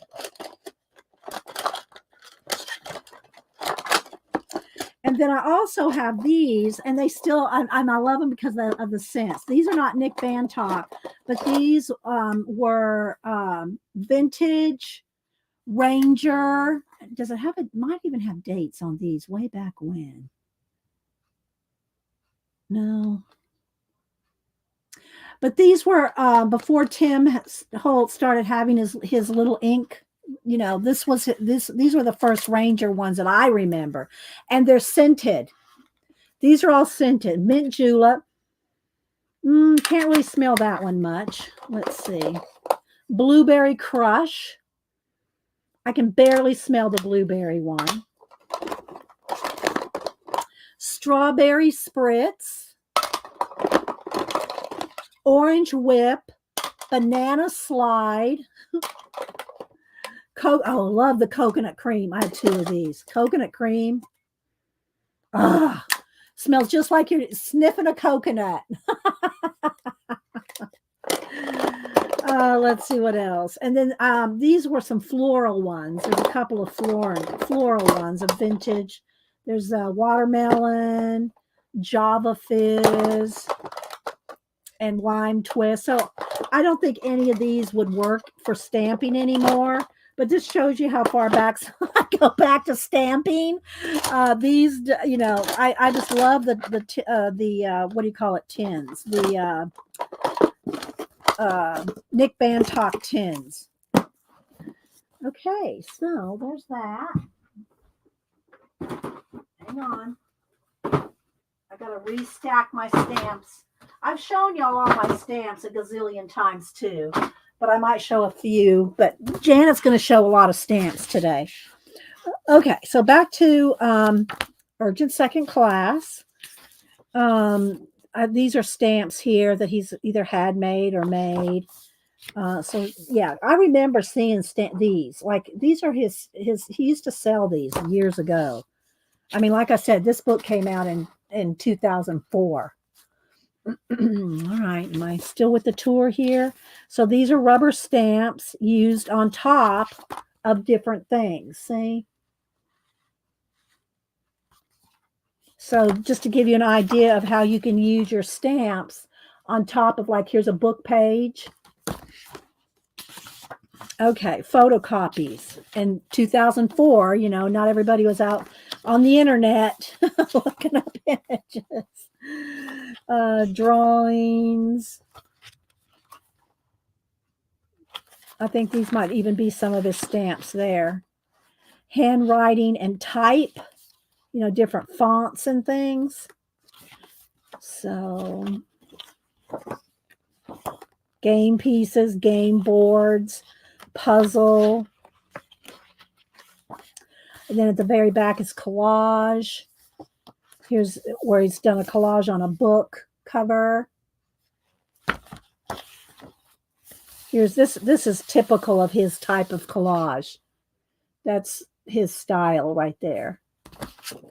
So yeah, here's the picture of the Griffin and Sabine. There he is right there, 20 years ago. There's a Griffin and Sabine series. So yeah, Urgent Second Class. And again, these were some of his postcards that I showed a minute ago. Oh, let's see. I threw all mine away. Now I'm all sad. Well, those were just so cool. The tins themselves were so cool, Janet. That's why I kept those, All right. So this book And then, well, let me go with the Somerset first. So in the new Somerset Studio, the most recent issue, the August, September, October issue, there is a section in here on envelope art. I personally don't trust the post office enough to send my envelopes that I've worked hard and done a lot of art on and just send them with someone's name on them. I would put that in another envelope to send. I don't trust that it would make it to the person. That's just me. Yeah, Nick Bantock's an amazing artist. You can follow him on Instagram. His wife's an artist too. She was published in either Art Journaling or Somerset. What, Mel? Where Women Create, maybe? His wife was published in one of the magazines. I would not trust my envelope to make it to somebody in the mail. I would put this in a plain white envelope and mail it. But anyway, so there's the unique gift of envelope art is in here, and then they have some pages for you to play with. There's not a whole lot about it in here, but any of this kind of stuff is still Nick Bantock-esque kind of, mixed media. But so it's still, mail art is still out and about and around, but not like it used to be when stamping was so popular. I mean, we would have stamp stores on not every corner, but there'd be one in every town.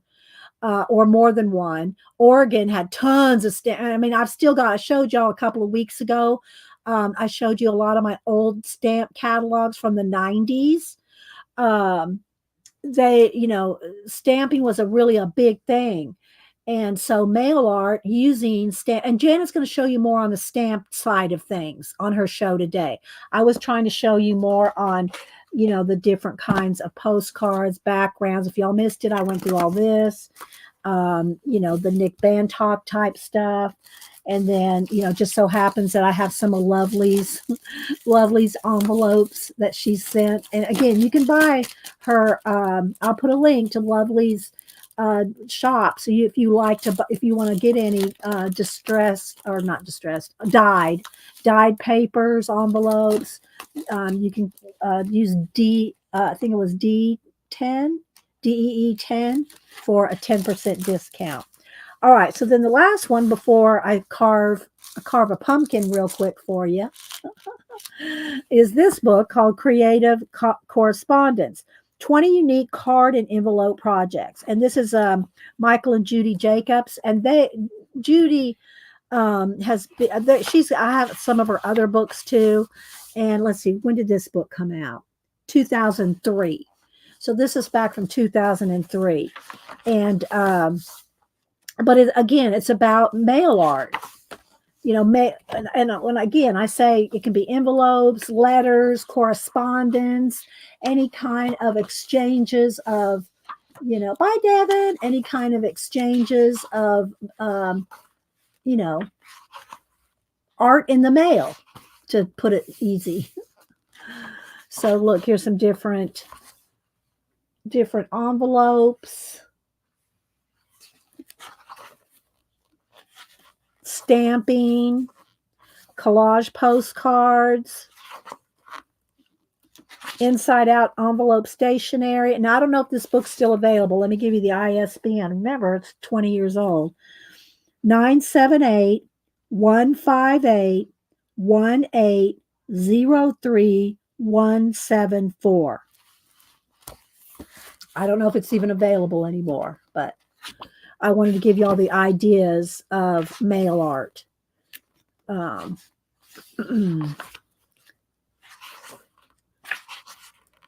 Interesting variations on envelopes, pockets, folds, papers, staple, accordion, just all different ways to make your correspondence.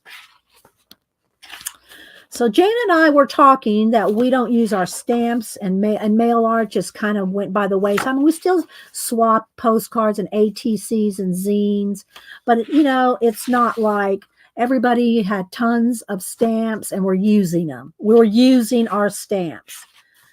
So for me, I got rid of most of my stamps, and the ones that I kept, I unmounted from the wood blocks. Probably a couple hundred I unmounted from the wood blocks because it was too hard to store these. I mean, I had those big printer trays, and Janet still does those big printer trays on your wall to store all your rubber stamps. I just didn't have the room for it, but I'll show you the stamps that I have, but I don't have the trays and drawers that Janet has. So anyway, you can see this is a lot about how to fold, cut, and different envelopes and just different ways to make your mail art. I mean, because it was a big thing, wasn't it, Janet? It was a big thing, mail art. All right. So I wanted to show too. Here's some of my acrylic ones that I have here.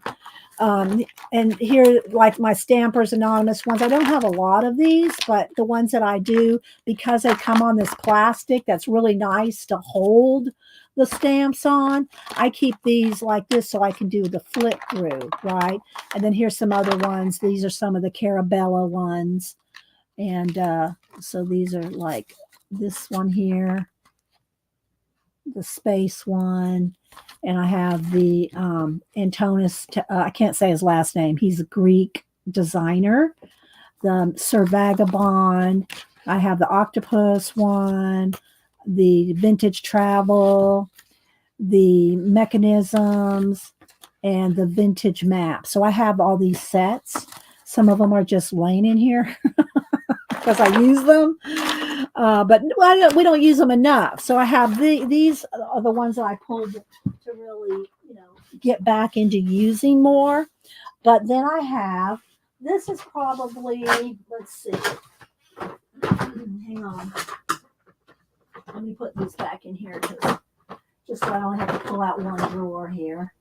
I don't have a lot of wood stamps anymore. I have this drawer full, and there's quite a few in there. Now, Janet would have a fit. She'd want all these laid flat out in a flat tray, which she does have. But I have my wood stamps in here and in one little cigar box like this. Yes. So these are my, oh, hi, Raul. Thank you so much for the super sticker, Raul. That's very sweet. Thank you. I appreciate the support for the channel.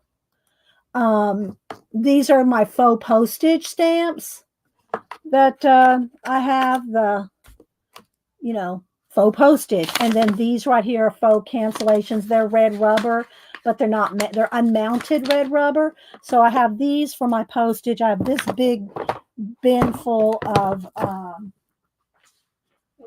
wood stamps. And hang on.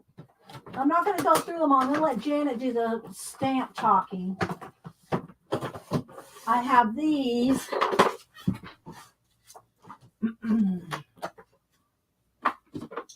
These are the from India fabric. Now these, the only way I have found that these work for me for anything is to print them into the jelly plate, to like, roll off on a jelly plate and then print, stamp into the wet paint, right? And then put a piece of paper down and do a pull. That's the only thing. These do not stamp like stamps. You can't just ink these up and stamp them. It doesn't work. They don't do that. So that's the only way that I have found for these India stamps from India to work, is to take your jelly plate and brayer off some. Where's Devin? She's already left. Brayer off, brayer down some paint.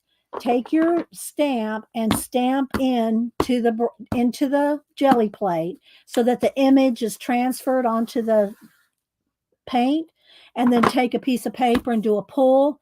That's how you see these images. They are gorgeous and they're really inexpensive. And that's what attracted me. I said, man, I think I got all these for like $10, but they don't stamp like regular stamps. They're made for stamping on fabric in India with probably some kind of dye base. I don't know. But you cannot just use a stamp pad and stamp with they just don't. They're wood. They're carved wood. And then the last, well, it's not the last one. I'll show you this. Let's see. I've only got a few of the foam stamps in here. I had a literal big, those big shopping bags with the handles, those big shopping bags. I had one of those full of alphabets, probably 20 or 30 different alphabets.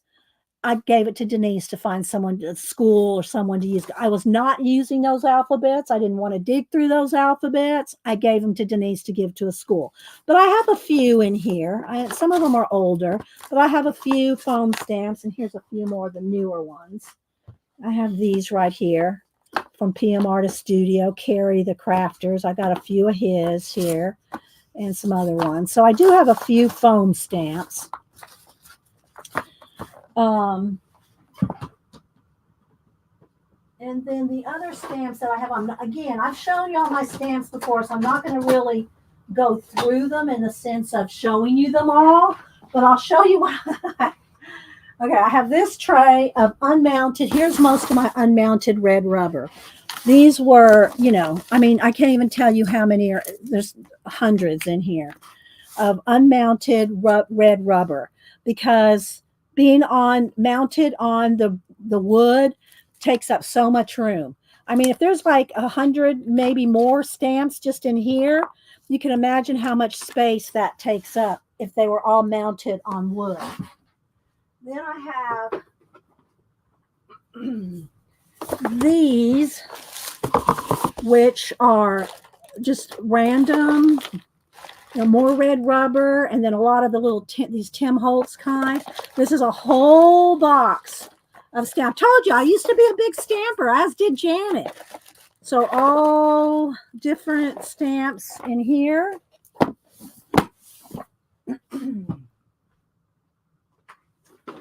Then I have, here's my acrylic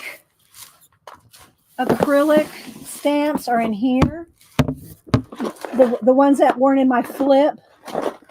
These are all acrylic sets in here. And again, except for, there's a couple here. There's this red rubber one, which I should probably put over there to use. Same for this one. I should put that over there. But yeah, so this is a lot of those, the sets that you can get of just random acrylic sets, alphabets and all that. Okay, one more. Wait a minute. Lastly is this one, which has mostly my hand carved. Let me move all this off the table. These, other than these, all right, so here's some of my unmounteds that are still in sheets because they're full sets or they're alphabets that I have just, kind of bundled up here, probably 10 or 15 of those. But this is mostly all my hand carved. There's a few other things in here, but mostly my hand carved stamps. Here's my rabbit. So yeah, here's Bosch. Here's a gargoyle, another gargoyle, butterflies, bees. There's my little, I'll stamp him off just so you can see. So these are all my hand carved stamps in here. And some of them are on the pink rubber, some are on the white, the speedball, some are on the, what do you call it? The little magic rub erasers. So those are my hand carved mostly. Go back to the typewriter ones. Where can I can't tell, Ruth, there's no way I can tell you where I got all these. And I've been having stamps since 1989, 1988, in the 90s. I cannot tell you where I got any of them. Okay, so let me put these up, back up on my stack.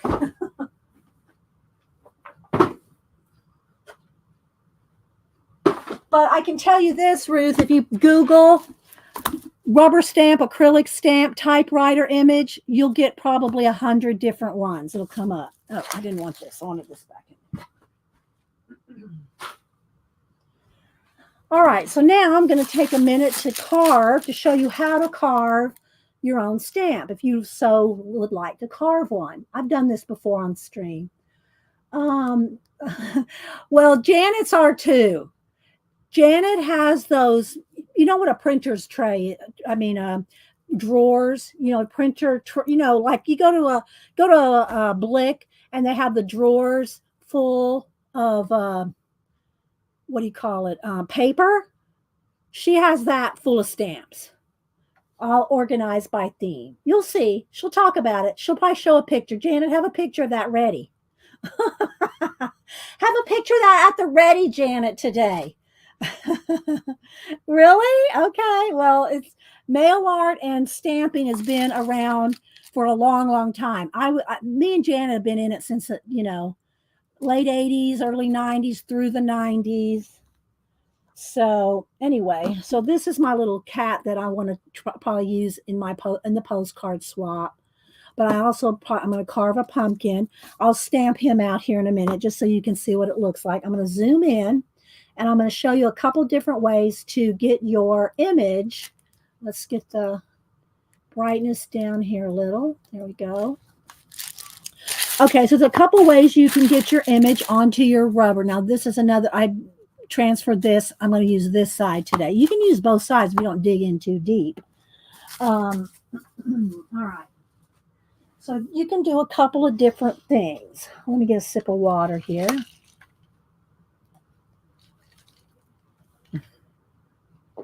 What is this? Why is this here? Yeah, so many pop-ups. Hi, Belinda. I'm going to bite a banana. Hi, Jane. All right. So, I found a pencil. Should get a thick, well, this will work. All right, sip of water. So there's a couple ways you can transfer. You can just draw right on there if you want. And a pumpkin's pretty simple. I could just draw the pumpkin on there. But I want to show y'all how to do it if you don't draw or you don't want to draw or you have an image that you don't know. I just hand drew this little guy, but, you can transfer however you want. All right, I'll use this as an example. Let's say you wanted to carve him. And you couldn't draw them and couldn't draw them that size. Well, what you can do is you take a piece of tracing paper and you trace it with your pencil. You just trace it. I'm just going to do it real quick just because I'm not going to carve him. I just want to show you. Okay. You trace your little image like this. You trace it. You turn it over onto your rubber. Let me see. Let me get another piece because I want to keep that one for let's see here. All right, here we go.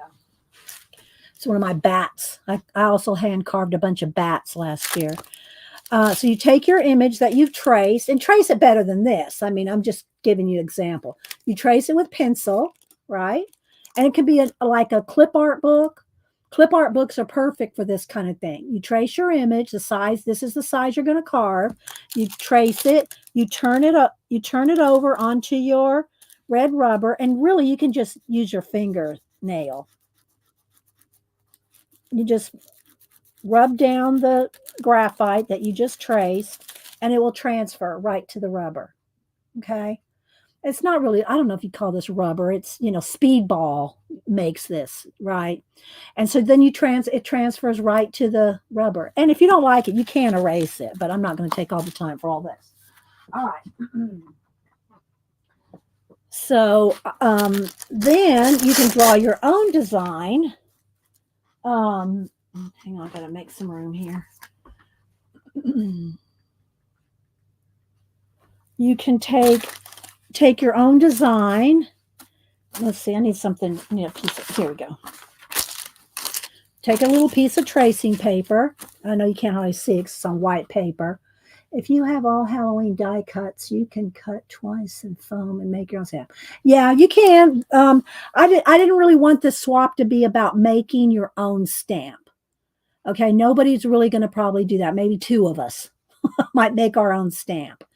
I did not want this swap. Janet didn't either. We didn't want this swap to be about making your own stamps to be in the swap. Just, buy you one, or if you have one, I'm showing you this. If you want to do it this way, you can. Okay. So let's just say I just want to do a little pumpkin here. A little stem there, maybe. I want it to fit on here, so I don't want to get this too big, right?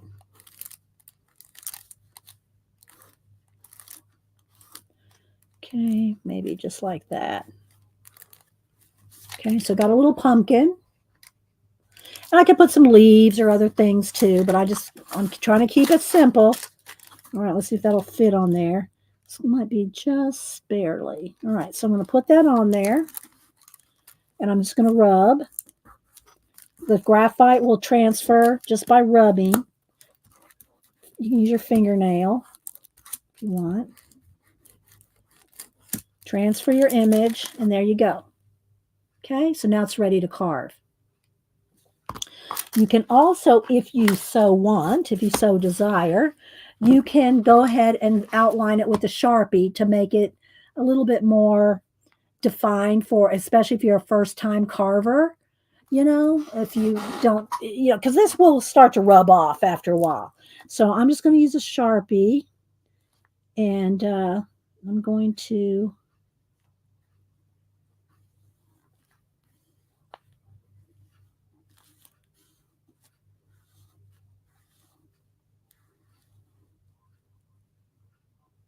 okay, a little pumpkin. I tried to make this simple because I just want to show y'all the idea. Okay. All right. Let's see. Do I have any more questions?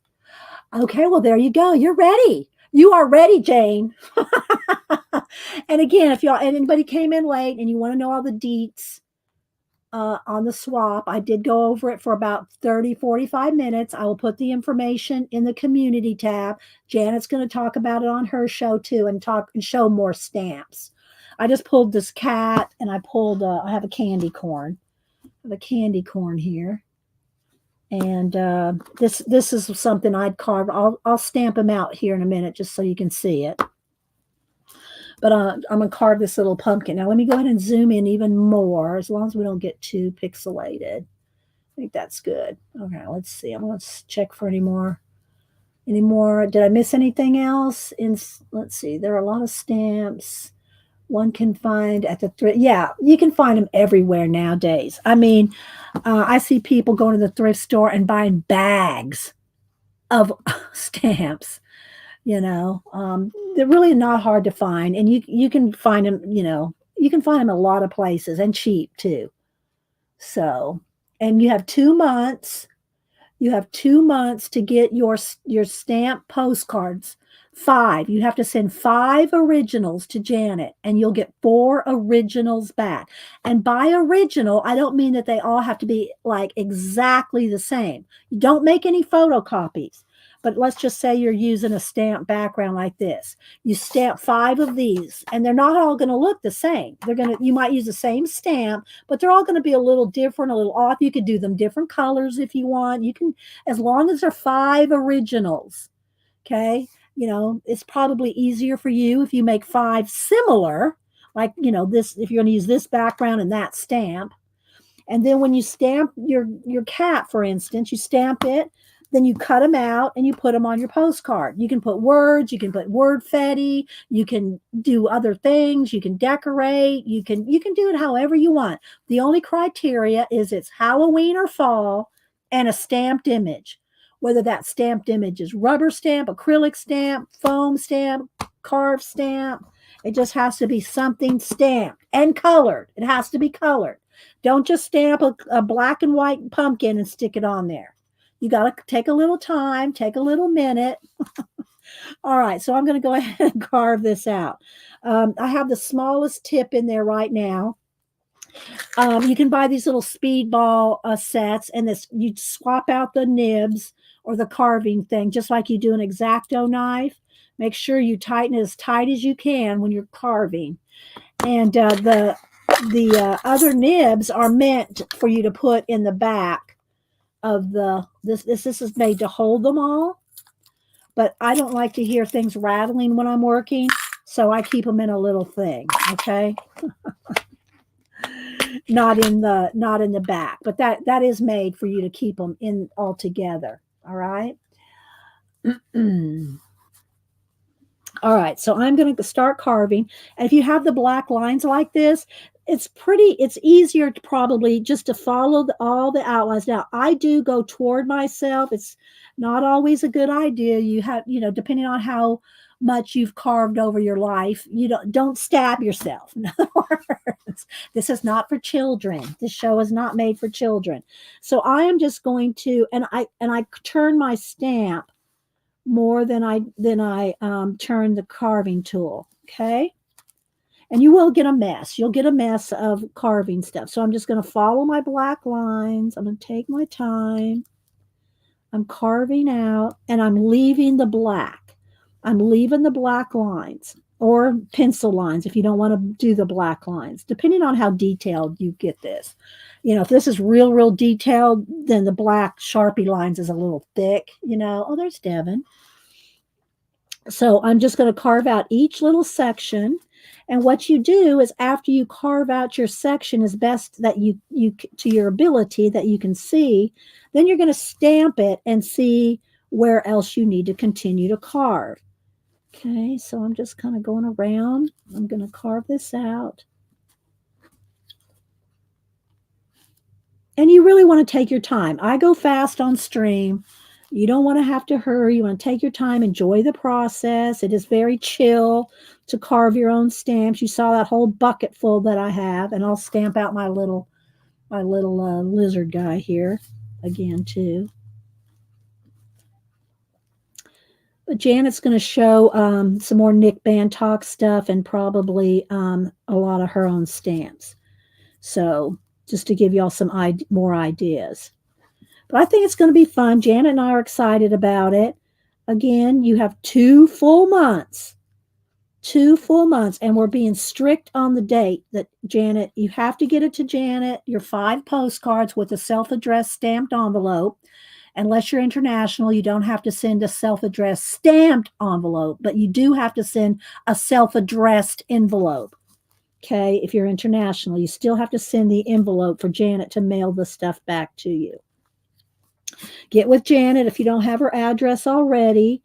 You can find her on Instagram, or she can put her email in here if she wants to, so that you can contact her for her address to send her your postcards. Yeah, I think I said everything. I talked about it for about 30 or 45 minutes at the beginning of the stream, so y'all can go back and watch it. And I will put the information in my community tab. Okay. Thank you, Janet. There she goes. So I'm just going to continue to carve here.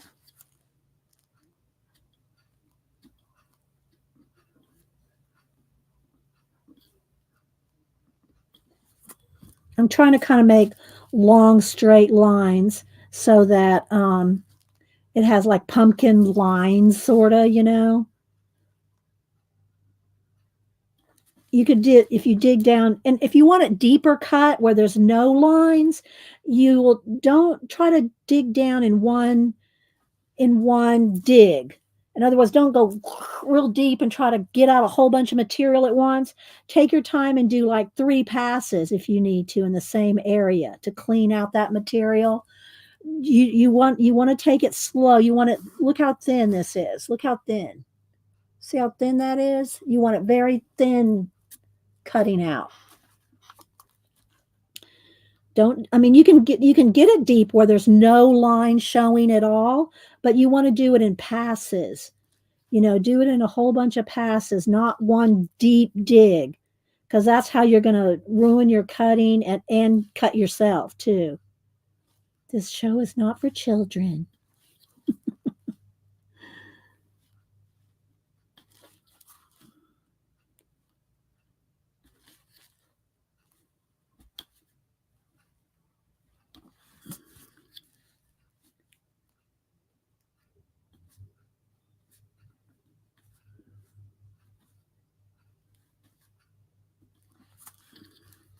So I'm just going all around the black lines.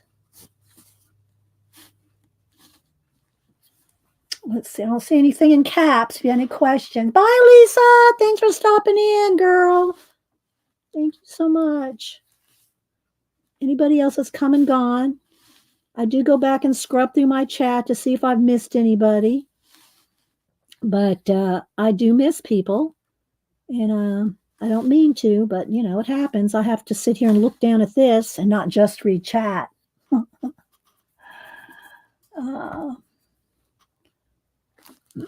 Let's see, am I missing anything? Let me scroll back here. Let me scroll. More than just one. You can use more than one stamp, Ruth. You can use as many as you want. You can put 20 stamps on there. You just have to have at least one. You just have to use at least one stamp. Okay? Yeah, and Janet said to remind y'all, don't forget the period after her middle initial in her email. Otherwise, it doesn't go to Janet. Let's see. Oh, did Vagabond Debbie come in? Hi, Vagabond Debbie, if I missed you. I just saw someone saying good morning to you. Let's see. Scrolling. Elisa said bye. Peggy's off living her best life overseas. Let's see.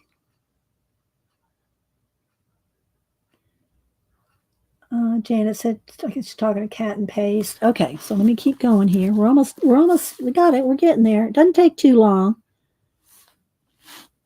This is a simple one. You know, this is not anything. This took a little bit, but I carved this on stream. Probably in 30 minutes or so. I don't remember. It's been a couple years, I think, since I made that one. I'll get out an ink pad here in a minute, too.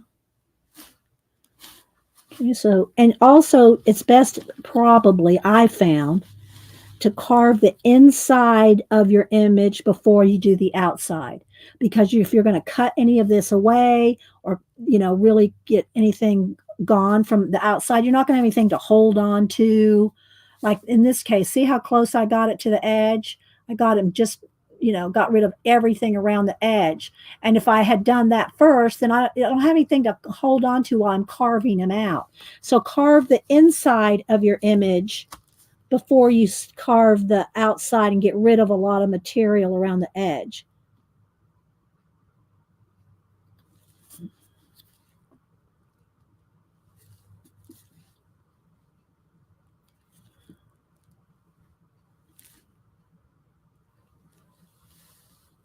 All right. Now I'm going to go around the edge here. I'm going to go around the outside edge. And you can either, you know, like leave an area, like leave something around, or you can cut the whole thing away, which is, I like to do that. I like to, unless it's something real detailed, like my gargoyles or something, I cut this away.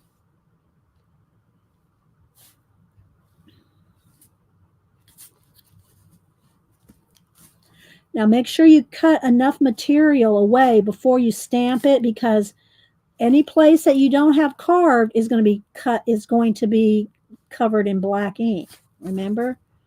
Or whatever color.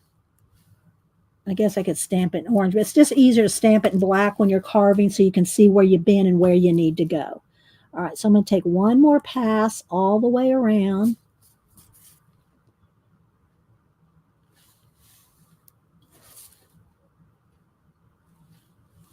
And it's really smooth to cut it as long as you don't dig in. If you try to really dig in, it's not gonna be this smooth. Like, see how it's just flowing like butter around that edge? It's because I'm taking off this thin of material at a time. See?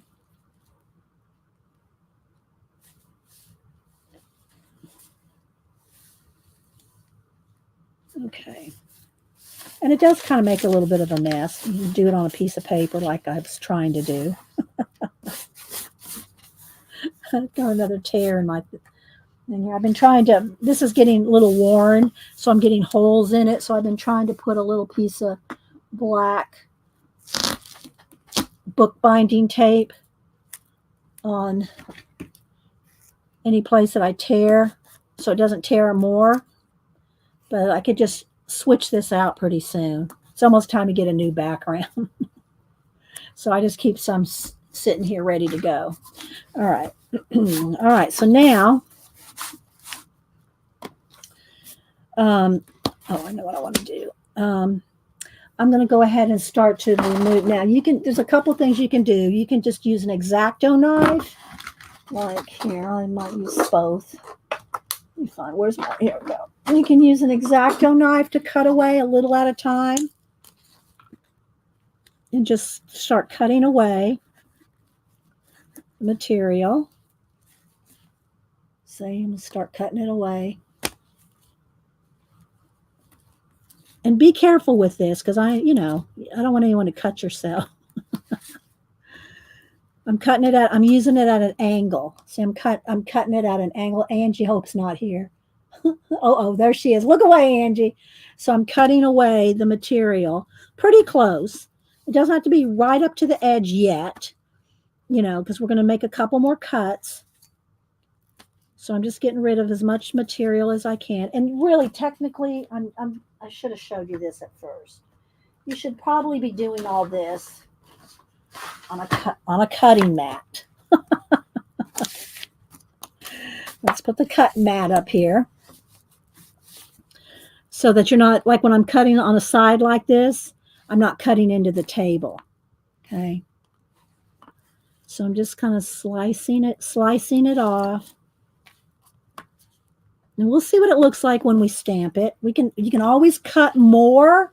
You can't put it back. If you make a cut somewhere, like if you cut off its little tail or a foot, you can't put it back. But what you can do, because I've carved a bumblebee, and I love my carved bumblebee, but I cut off one of his legs. I cut it so close to the leg that it just kind of eventually wore off and fell off. But what happens is then, let's say you stamp your bee, you stamp your little bee, and he has 5 legs. What you could do is just take a Sharpie and draw it in. You can draw it back in but you don't really want to have to do that. You don't want to have to repair your carving. All right, so see, I'm not starting from here, and I'm going to start over here and just cut some of it off, a little bit more. And it doesn't really matter if this is, how neat this is, because that's not going to matter. Okay, so I need to take a little bit more time, slice it off just real easy here. And if any of it shows when you're stamping, that's what you want to get rid of. Cut it off. So I'm just going to keep working here a minute.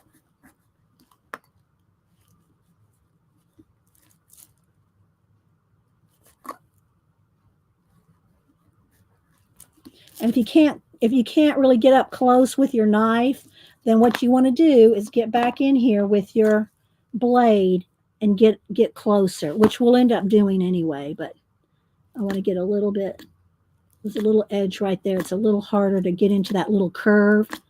So I'm going to carve that out and go in there and cut some of this off. Okay, let's go back over on here now. I'm just taking off a little at a time.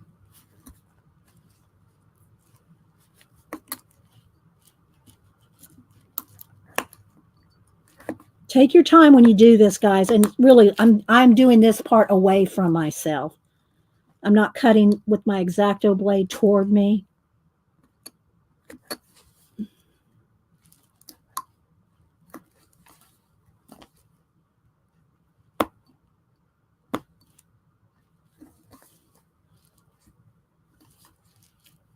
Okay.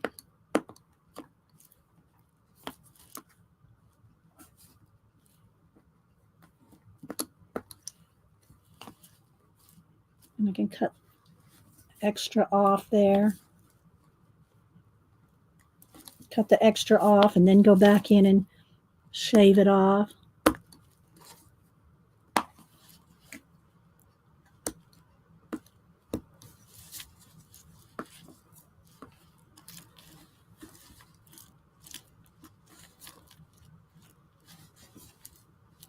Okay, we'll start with this and we'll see what happens. There's going to be more that needs to be cut. I can guarantee you, because there always is. But I want to show y'all. I want to show y'all what to do next. All right, let me get some black ink here. Let me get a little archival. Where's my little? Do I have a little black archival in here? It's a brown, but I really want black. Let's see. Hang on.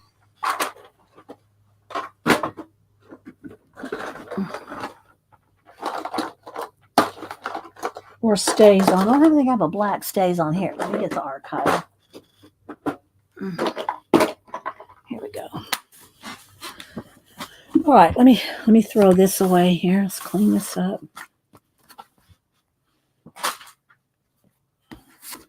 All right, am I missing anything? I don't see anything in caps, so I think we're good. All right, let me show you. I'll do him in some colors because it looks really cool. Let me show you how to do a couple colors. Let's do him in a blue and a green. So we'll show you a success before we show you this. Okay. All right, so let's say we're doing him in blue. It might take a couple stamps so you can kind of see where you're going and what's going on. And let's do a green at the top. Okay. And you really want to put it on a foam.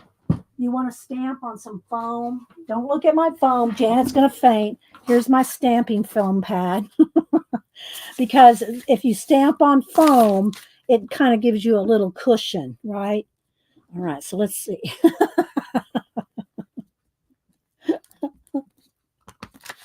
So there's my little iguana. Okay. And then clean it off. Just, you can take a baby wipe to it, depending on the ink you use. That's a distress ink, so the distress ink will come off, but archival is permanent. Okay. All right, so let's just get rid of the excess. All right, so there's my little, what you call it? Thanks, Raul. All right, so now, let's put the blade back in the thing so Barb Owen doesn't email me. All right, so now let's go ahead and ink. So you'll see what I'm talking about. All right, so I'm going to ink up my pumpkin. And you really want to ink it well so that you can see wherever you might want to carve some more. Okay, so I'm really inking that up. And now I'm going to take my foam pad back. You can use fun foam. You just need something a little cushy. All right, so now I'm going to stamp my pumpkin. Okay, so there it is. Now, I kind of sometimes like that little edge around it because it looks hand carved that way. But if you don't want any of that line outside of it, you can see exactly where it is and you can carve it away.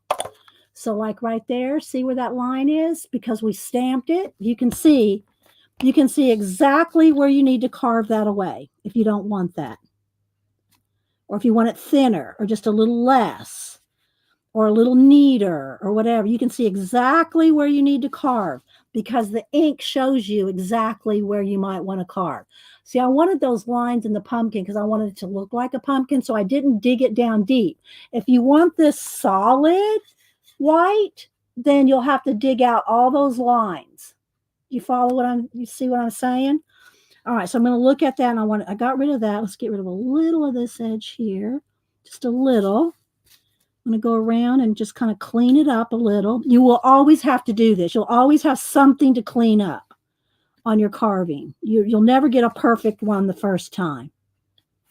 Okay. Let's see. I think I want a little closer to that stem. I want the stem to show just a little bit better.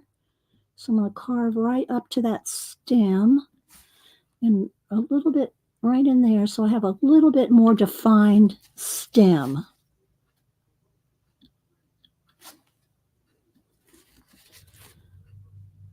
Okay, taking my time. Remember, you can't put it back once you carve it away. All right, so now let's ink again. And this is archival ink, so if I add any water-based anything on there, I can add watercolor because it's permanent. Distress is water, it's going to reactivate if you get that wet. You can use colored pencils if you're not sure if you want to color it. It is fun, Kat. It is fun. All right, so there we go. So see how let me get a pencil here. See how I removed some of the material around the stem. I still want to remove a little bit more. See how it was right here around the stem? And I got rid of that. I want to get rid of just a little bit more. A little bit more right behind the I want the stem to show a little bit more. That's what I'm saying. And these, you can get this little set of speedball cutters. It's not that expensive to get one of these. And it comes with it comes with some, doesn't come with all these. I think I got 2 sets in there. I think it comes with three or 4 tips. And then, like I said, you can store them in the back here is what it's made for, but I don't like to hear them rattle. So I keep them in a separate little thing. And then the materials, you can buy, the squares are about this big, your craft size are about this size of this material to buy. You can get bigger sheets. You can also use Magic Rub. They're white erasers. I don't think I have one right handy, but you know what the size of an eraser is, about this size, an eraser, and they're called Magic Rub. And you can buy a box of those erasers if you want to carve small things. I'll get, hang on. Let me get my hand carved. Hang on, I got to move some boxes to get back down to it. Let me get back to my hand carved box here. All my hand carved stamps. So you can buy sheets like this. And you can buy it. It mostly comes in pink. And if you can always carve 2 sides, and depending on how much you want to remove, I'll stamp a couple of these off for you. So let's see now. Let me go ahead and do this one more time.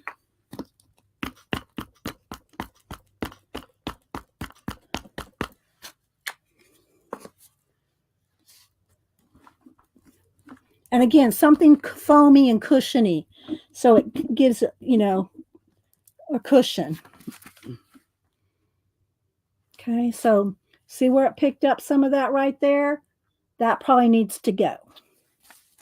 Some of this on the edge back here. So I'll take my time and just, because you can see where to carve away because it's inked, right? So if you don't want that there, that's where you need to carve away.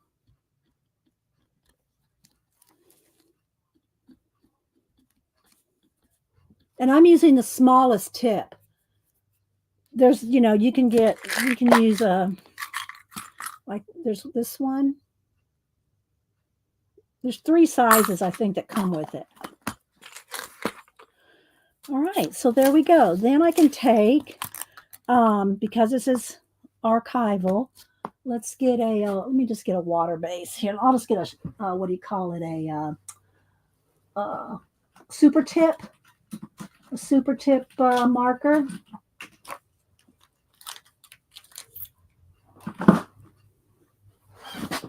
Water-based. It's kind of dark. Do you have a lighter orange? I think I want a lighter orange. Or maybe I could do 2. Let's do a shading. Let's do a yellow and an orange. Okay, so now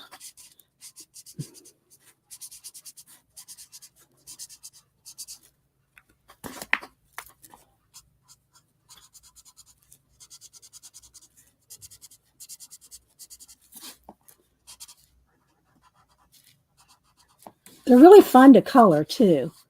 And super tips are the best things. They're so versatile. Super tip markers, Crayola. They're just so versatile, and you can even use them if you don't have any watercolors. I know I've shown y'all this 100 times, but if you have just a little piece of plastic, you can put some down on a piece of plastic. There's my water brush. It was right here. What did I do with it?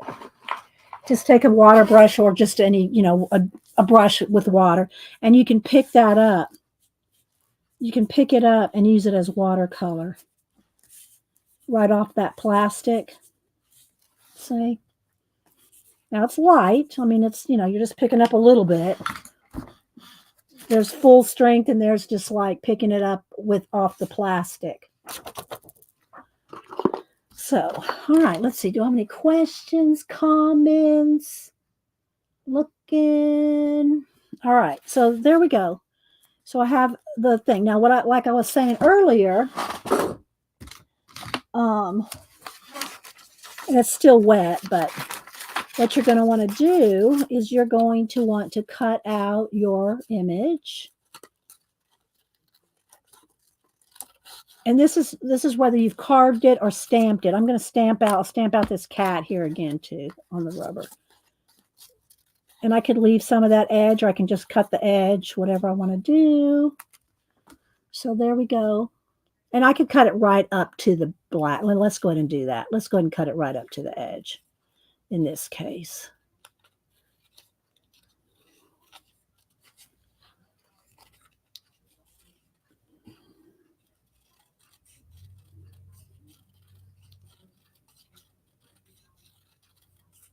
Okay. So if you're making 5 postcards and we're going to use, I would put probably a whole pile of these. I'd make maybe 5 or 6 or 7, some of these, and make a whole pile of these. And let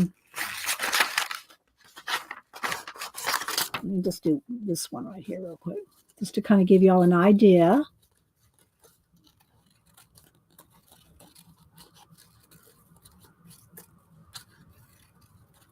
I'd stamp out a whole bunch of these pumpkins, and then I would pile them up.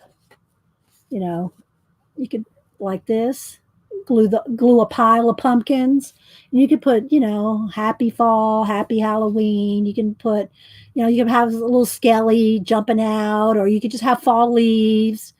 But so, there's just so many, but I'm going to show you on different things. So that's on a stamp background. Remember, I showed y'all earlier different ways to make a background. Different ways to make a background. Let's move some of this out of my way here. Okay. All right. I know Janice probably fainted over the mat, but All right. So here's a smack and dragon. So again, I smacked and made a, what do you call it? A background with inks on a piece of plastic, and a smack and drag. That can be a background. I'm just going to show you some real quick things. Again, you can decorate. You can make borders. You can do lots of things. I'm just showing you the very, very basic thing here. Sewing patterns. If you had a little skeleton, or you could do a Frankenstein. See, I just want y'all to see what it looks like on different things. Again, the swap that we're doing is not about carving. It's about using a stamped image, either rubber stamp, acrylic, carved, foam, but it has to be stamped and colored.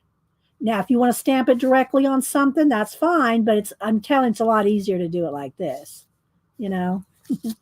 All right, so let's see, what else did I have? So I had stamp patterns. I'll just read these again. I won't show them all again. I showed them earlier.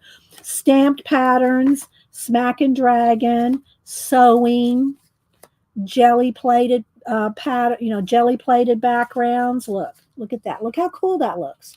Doesn't that just look just like that? I mean, I might even use this one. I don't know. Now, if you do a jelly plated background, you might have 5, because you have to use originals. No 2 jelly plates are the same. So you might have 5 different jelly plated, backgrounds. You could try to make them all at the same time, and like a master board, use like green, gold, black master board, a 12 by 12, say, a 12 by 12 sheet of cardstock, and do a whole bunch of jelly plating with the same colors, and then cut that master board down into 6 postcard size, and then you can, do whatever. Jelly plating, scrapbook papers. This is a Tim Holtz scrapbook paper. I just want y'all to see what it looks like on different things. Okay, scrapbook paper, old sketches, like some of your old sketchbooks, if you've taken apart. I see you down there, Malibu. There's no room, honey. No room at all. See, that's an old sketchbook paper that I had. Parchment, either real parchment or faux parchment. Book papers, book pages. Again, you can add more than just a stamp there and send it in. You can make it, your style, your art. Magazine, let's see, or reverse collage, like here. Look, there we go. Those are some magazine images. As long as you have your stamped image, you can use more than one. You can use a pumpkin, a leaf, a skeleton, a cat. You can use lots. You can use as many as you want. But it has to have at least one, right? That's the idea. Napkins, stencils. I was talking about it earlier. Let's see. I have one of Devin's in here, the O one. Where's the O? Where's that O? Where's her O? Well, I don't know where it went. Did I pull it? Maybe I pulled it, but I used her O stencil. Music sheets, tissue paper,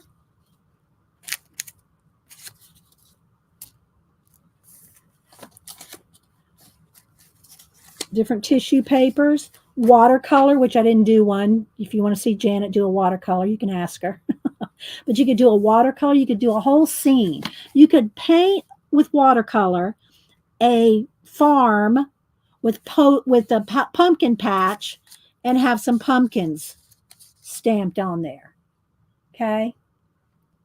You just passed I did pass the wonky O's. Okay. I knew they were in there.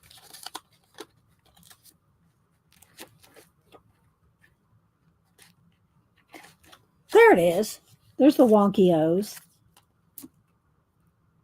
See what I'm talking about? Okay, tissue papers, watercolor. You could, like I said, you could watercolor a scene. You could put a little farm, a little barn. You could put a little sheep. You can do whatever you want as long as you got some something on there. So you could watercolor a scene. Map paper, like atlases and maps. You could have a background of that.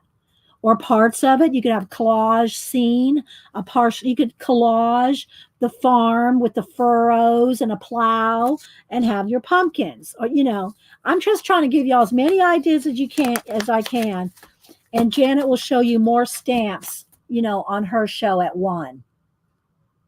Okay. And I don't know why that should not be jiggling, because nothing is touching that. Okay. So anyway, there's that. So let me get a couple. Let me move some space, make some space here. All right, let me get a couple pieces. Let me get some scrap paper out from under here. Here we go. So there's how to carve a stamp. Let's get the lighting back. Now I'm going to stamp a couple of my hand-carved stamps out. I don't see anything else in question to me. I'm scrolling back. Pumpkins in space. You could do pumpkins in space. The idea is anything Halloween or fall. If you don't do Halloween, a lot of people don't, then do something fall. It can be, like I said, the pumpkins and the farm, fall leaves and trees. Let's keep this. I will reuse these. Excuse the squeaky chair. I'm not getting rid of it. Everybody said, WD-40 it. Get rid of that chair. No, it ain't happening, people. My chair is it's like my comfy spot in my fortress of solitude. If it squeaks.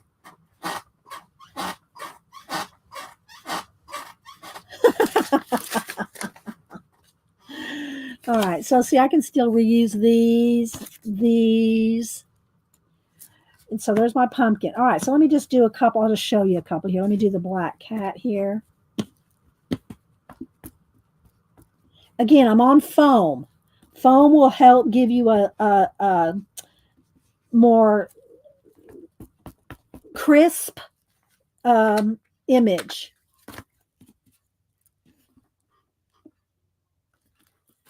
Okay, the ink's not that as dark as I'd like it to be, but there we go. If that ever happens and it doesn't ink as dark, you can either just re-ink it again. I haven't used this in a while, so it just probably needs to be re-inked a couple of times. But you can always just go in there and, you can go in there and add, any place that might have missed or did not stamp well. Although it's just a cool look to have a stamped, so it looks stamped. But you can always just go in there and, correct things. Like I said, the bee leg, where I cut off the bee's leg because I carved it too close,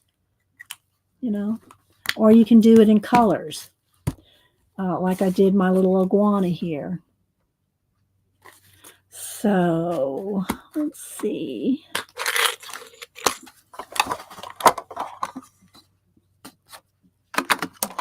All right. Here's that other.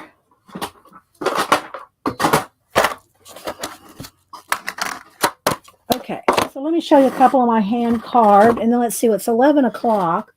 Do y'all have any questions? Yeah, this, I don't even know how old this is. Now, stamps used to put dates on them. A lot of them did. This was Too Much Fun Rubber Stamps. That's the company, this one. And at the time, it cost $6.75 for this stamp, mounted on wood. Now, like I said, most of my stamps, other than that one drawer full, most of my wood stamps I've unmounted and took them off the blocks because the blocks take up so much space. Okay, here's a little guy that let me just go ahead and do it in the blue because it'll probably show up better. Let me get this blue. Here's a little folk art guy, and I wanted all that background. I'll show you. So you can leave different things.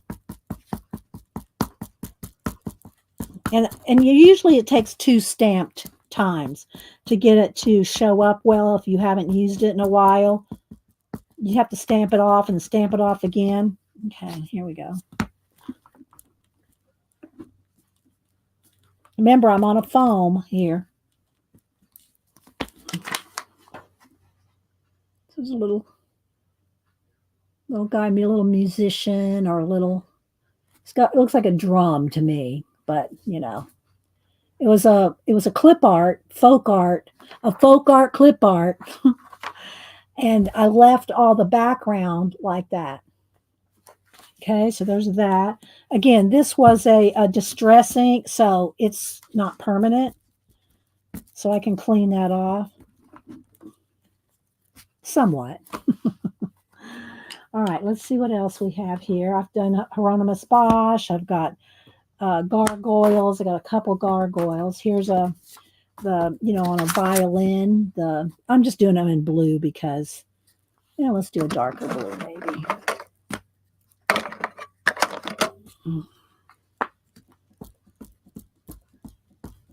Probably brown would have been better, but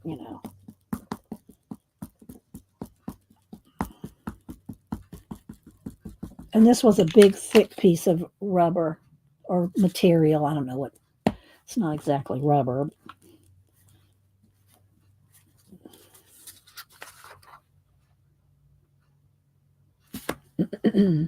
Bosch is your favorite?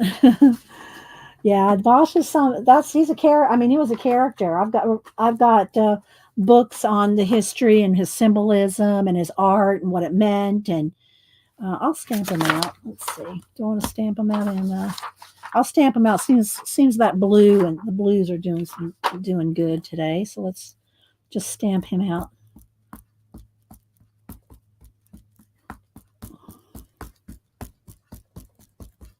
I want to make sure I get all the areas.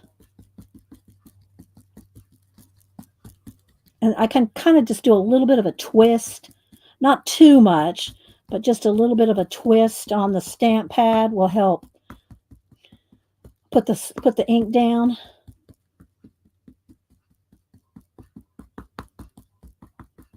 Okay, let's see if I got stamped well. Now I'm going to stand up because I'm going to put full pressure because he's a big stamp.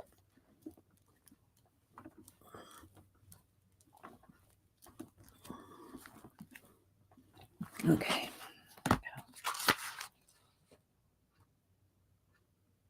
So there's that one.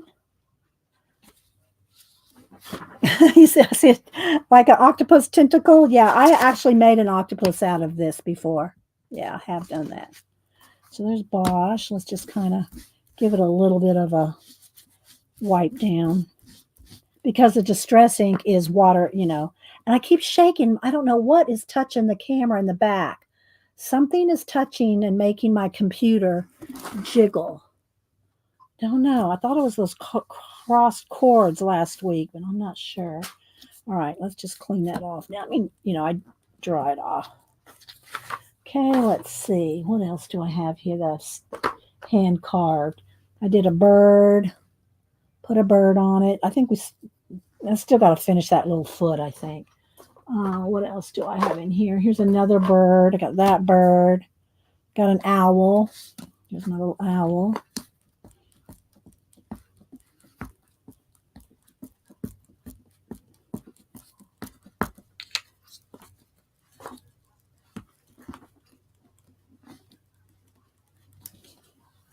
A little owl.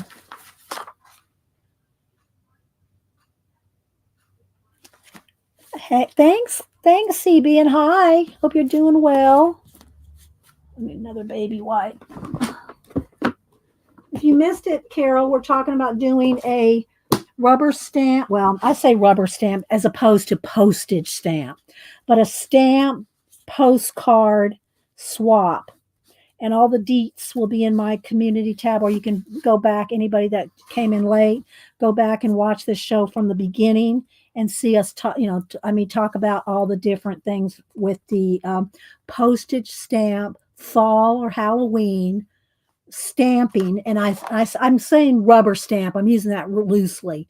Any kind of stamped image, whether you hand carve, rubber stamp, acrylic stamps, stamped postcard swap. All right, let me see. Let me look in here. So there's another bee. Kind of see what else I've carved in here. Got a lot of carved stuff in here. Some is smaller, some is, let's see. I'm trying to find some interesting. Here's just a design. There's a flower. Here's an ink bottle. Here's a cupcake. A little cupcake. And I have carved a couple of different alphabets too. I've carved a Gothic alphabet. I've carved the Hebrew alphabet. And many just illuminated letters that are just letters. There's a little cupcake. I told Janet to count me in for sure. Good, CB. Cupcake. Here's I used this one for the Society of Idea Collectors for a while.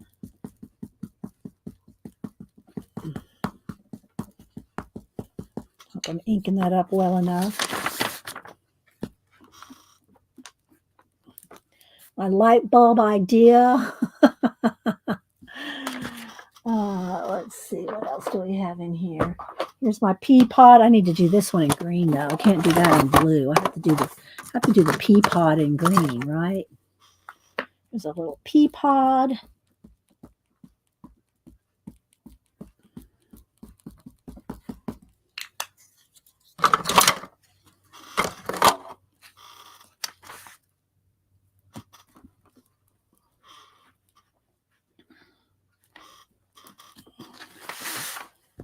pea pod.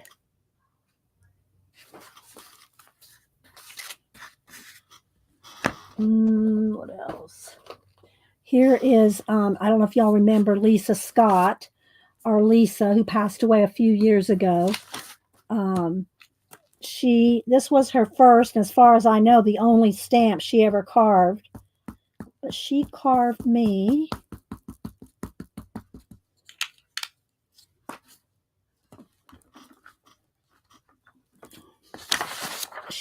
a moon pie stamp. This was her first stamp she ever carved. It was a moon pie stamp. If y'all don't know what a moon pie is, I can't help you. Well, I could, but you know. See, I got a tea bag. What else have I got in here? I got some little ones. There's a little cat. There's a little dove. Here's a little moon. Here's my initials.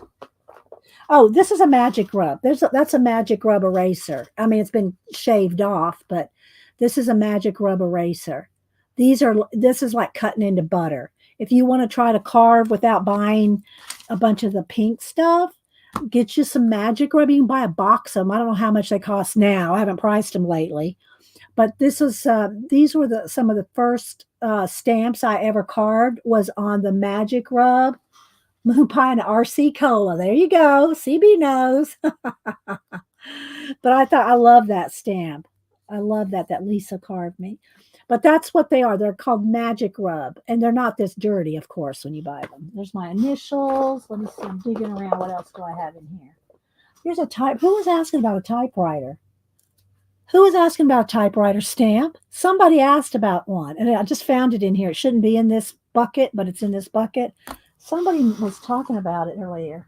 Another bird. Let's see, what else do I have in here? I got a little of everything, and this is a hot mess, really. I even got some of these foam, these kind that you melt. I don't have a bunch of that. I used to have a whole bunch of this foam stuff that you heat it up with your heat gun, and you press something into it. I think this is the only piece I see laying around. Let's see what this is a stamped image of, because, you know, we might as well. Let's see what this is of. So you heat it up with your heat gun, then you mash jewelry, buttons. You can mash things into the hot foam, and then it makes it looks like it was some jewelry. It was like a necklace with a star on there, you know. Well, no. And I don't know what this was on this side. Can't tell. But yeah, apparently that was some jewelry. You can still buy this. I don't know if it's blue. I don't know what color. I mean, but you can buy this. And I bought a big bag of offcuts. Like they were just all wonky pieces, you know, like offcuts, leftovers of this foam stuff in a big bag. I think I got it at a stamp convention. And it's so fun to play with. Oh, thanks, Janet. There, Janet found a link on Amazon for the magic rub erasers. So yeah, this is really cool, and it stays. It doesn't go away till you heat it again. I could reheat this and make it go flat again, and then reuse it. But isn't that cool looking? Yeah. So you really only get one push off the ink. It all comes off.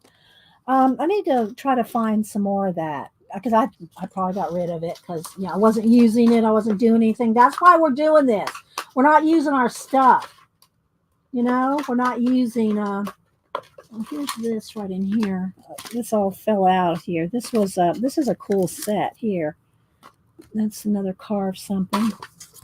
This set right here, I used this. This had this alphabet in there, and this whole set. It's probably in the bottom of this bucket, this whole thing. Because here's part of the guy there.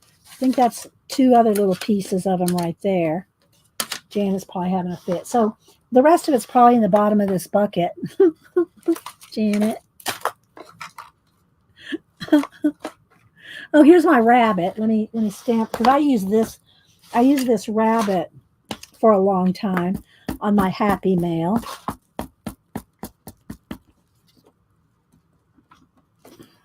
A little rabbit trail. Rabbit Trail. Use Rabbit Trail for a long time. So anyway, that's some of my stamped. Oh, got some baby wipe on that. Look, see how it ran? That's kind of cool looking though.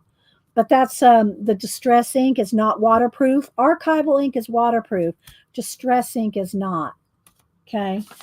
So yeah, those are some of the stamped images there. So yeah, I got some different bees and all kinds of stuff. I love my Lisa stamp though. So I will leave out, I'm going to put him away. You just saw him there, stamped him in 2 colors. We did a stamp swap a year or 2 ago where we would stamp out, I forget how many we stamped, 10 images, 10 different images, and we did a swap of just like this. We'd stamp off a whole bunch of images and we did a swap of just stamped images, trying to use trying to use up our, not use them up, but use our stamps again, because we hardly ever do, it seems. So we had a stamp swap there for a while. And let's see, I don't need those out. And I've got my little, I'll stamp that out in orange just so we can look at it. Do I have an orange? Where's orange? Let's put the blue away.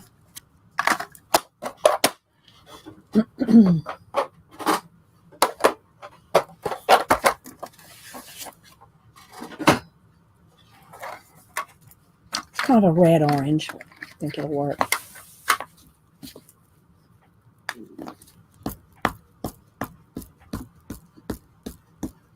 And again, Janet's going to talk stamps. She's going to talk smack and talk stamps. Oh, you found the moldable foam. Okay, Janet's on it. Janet is on it today. There's the modal, this stuff that you can heat and make impressions into. Okay, let's see what we got here. Let's look at our,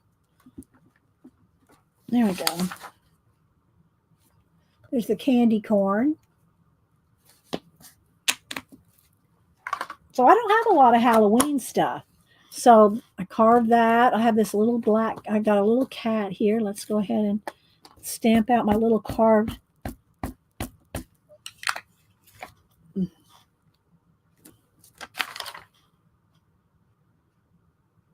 And that was on a magic rub, a piece of a magic rub. And then you can take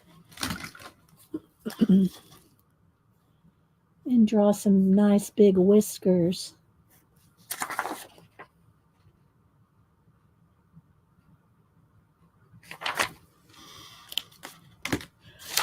All right, so I think y'all got the idea.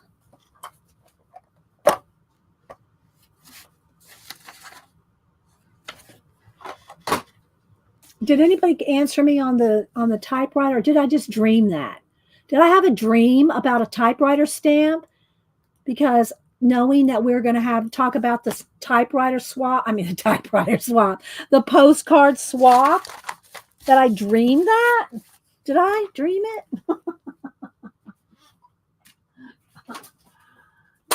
Uh-oh. Let's see if I can put this up here somewhere. There we go. No, that's not going to fit there. Let's put it back down here. There we go. All right, let me get some of the ink off my fingers. Do y'all have any questions? Ruth Sheldon asked about the typewriter. What did she ask? I don't remember what she asked. She asked something. I mean, I thought I heard somebody ask about a typewriter. Okay, so yeah, I don't know what else to really talk about. I think I've kind of covered everything.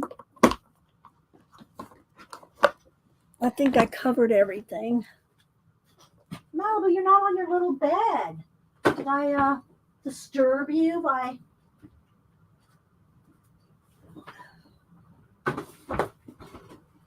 Put this back up. Got a Jenga, my stamp boxes.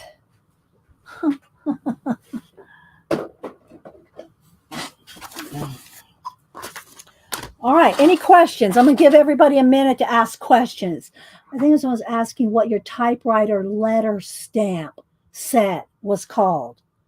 Typewriter. Oh, the typewriter set. I don't know which set that is. Oh, I don't know. I got this set here. This is my set that I keep handy because it's got 3 different sizes in it. And then I have this big set here. So I have these that I keep handy. This set, these. But if you have any of the little tiny ones, you can put those in these little ammo boxes like these and store them in here. So they're in each little container.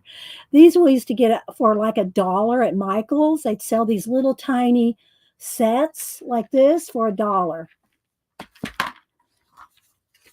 This is an actual typewriter looking. Is this the ones that you're talking about, Ruth? These are typewriter. These I would have got at Michael's probably for $1. 10 years ago? Probably 10 years ago. So I know they don't have them anymore. But I'm not sure if that's what... Janet's giving you a link to some type. I don't know which one or if it's the same one you're talking about. Because, by the time y'all have to remember, by the time y'all ask me a question, unless it's sitting right here, and I've moved on to something else, and I've shown you 5 different alphabet stamp sets, I'm not going to remember which one you're talking about. Got to be specific. The actual typewriter. You mean this? Or you mean a real typewriter? I don't know what you're talking about then, Ruth. I'm sorry. I don't have a real typewriter. I used to have an old vintage typewriter, but I sold it in a yard sale. But I don't think that's what you're talking about. Yeah, those are ammo boxes Ann makes. You can go to the, well, we have Academy and we have Dick's Sporting Goods. Any sporting goods store, you can buy those boxes for like $2. They're for ammo, but we use them for stamps.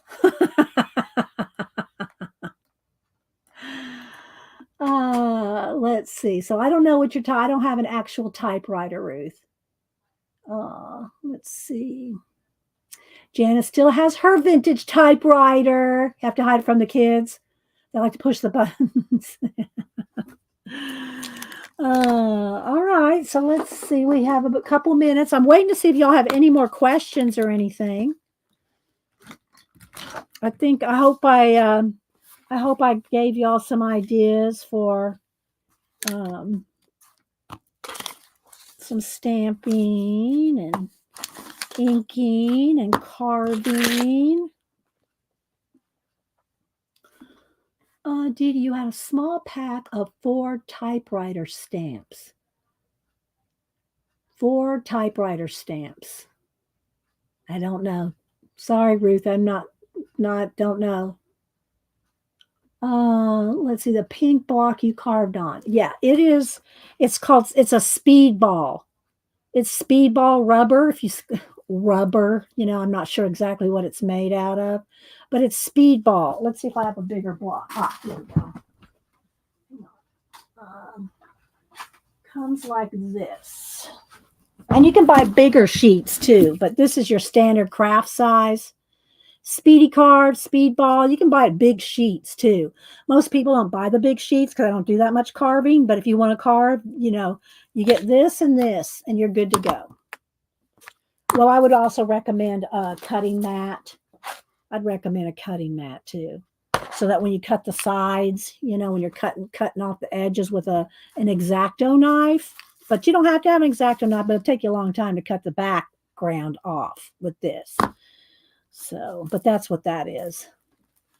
Okay. All right. Well, I think I covered everything. We at Janet's. Oh, here. Here's some. Speaking of mini stamps, hang on. I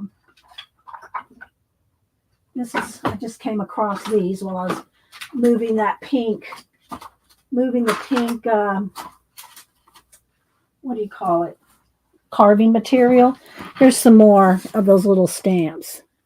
And here's my actual, if I want to make stamps, I do have a stamp to make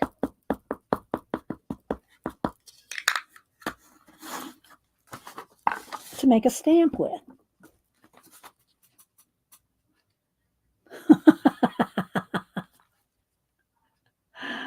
It's to fill in and make your own stamp. But these are what I'm talking about that we would get at Michael's.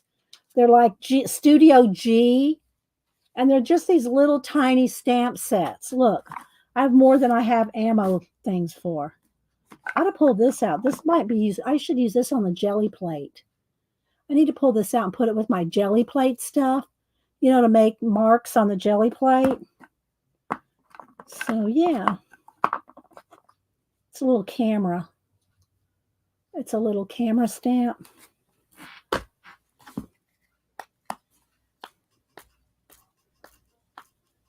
I'm telling you, Janet and I were in this for a lot of years.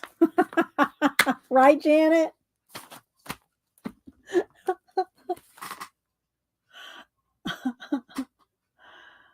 You're welcome, Devin. And I hope you have time to play or to be a part of it. Everybody's got 2 months. 2 months to, I'm going to put this with my jelly plate, to get our stuff to Janet. 5 4x6 postcards plus a self-addressed stamped envelope. 5 originals. No copies, originals. They all can be a little different. I mean, that's fine. And self-addressed stamped envelope. Send it to Janet, and you have to get it to her by October 19th. October 19th. All right. I guess I will head out then and see you at Janet's at 1. And hope y'all enjoyed talking and getting the ideas for stamping. And we'll use use our stamps on postcards, whatever kind of background you want to have. I went over all these at the beginning of the show. Okay, guys, y'all have a great rest of your afternoon. You want to play with stamps now? I know, right? Right? You want to play with your stamps? Oh, that's the good thing, because we don't play with them enough. All right, guys, y'all have a blessed rest of your day. All right, see you at Janet's. Bye.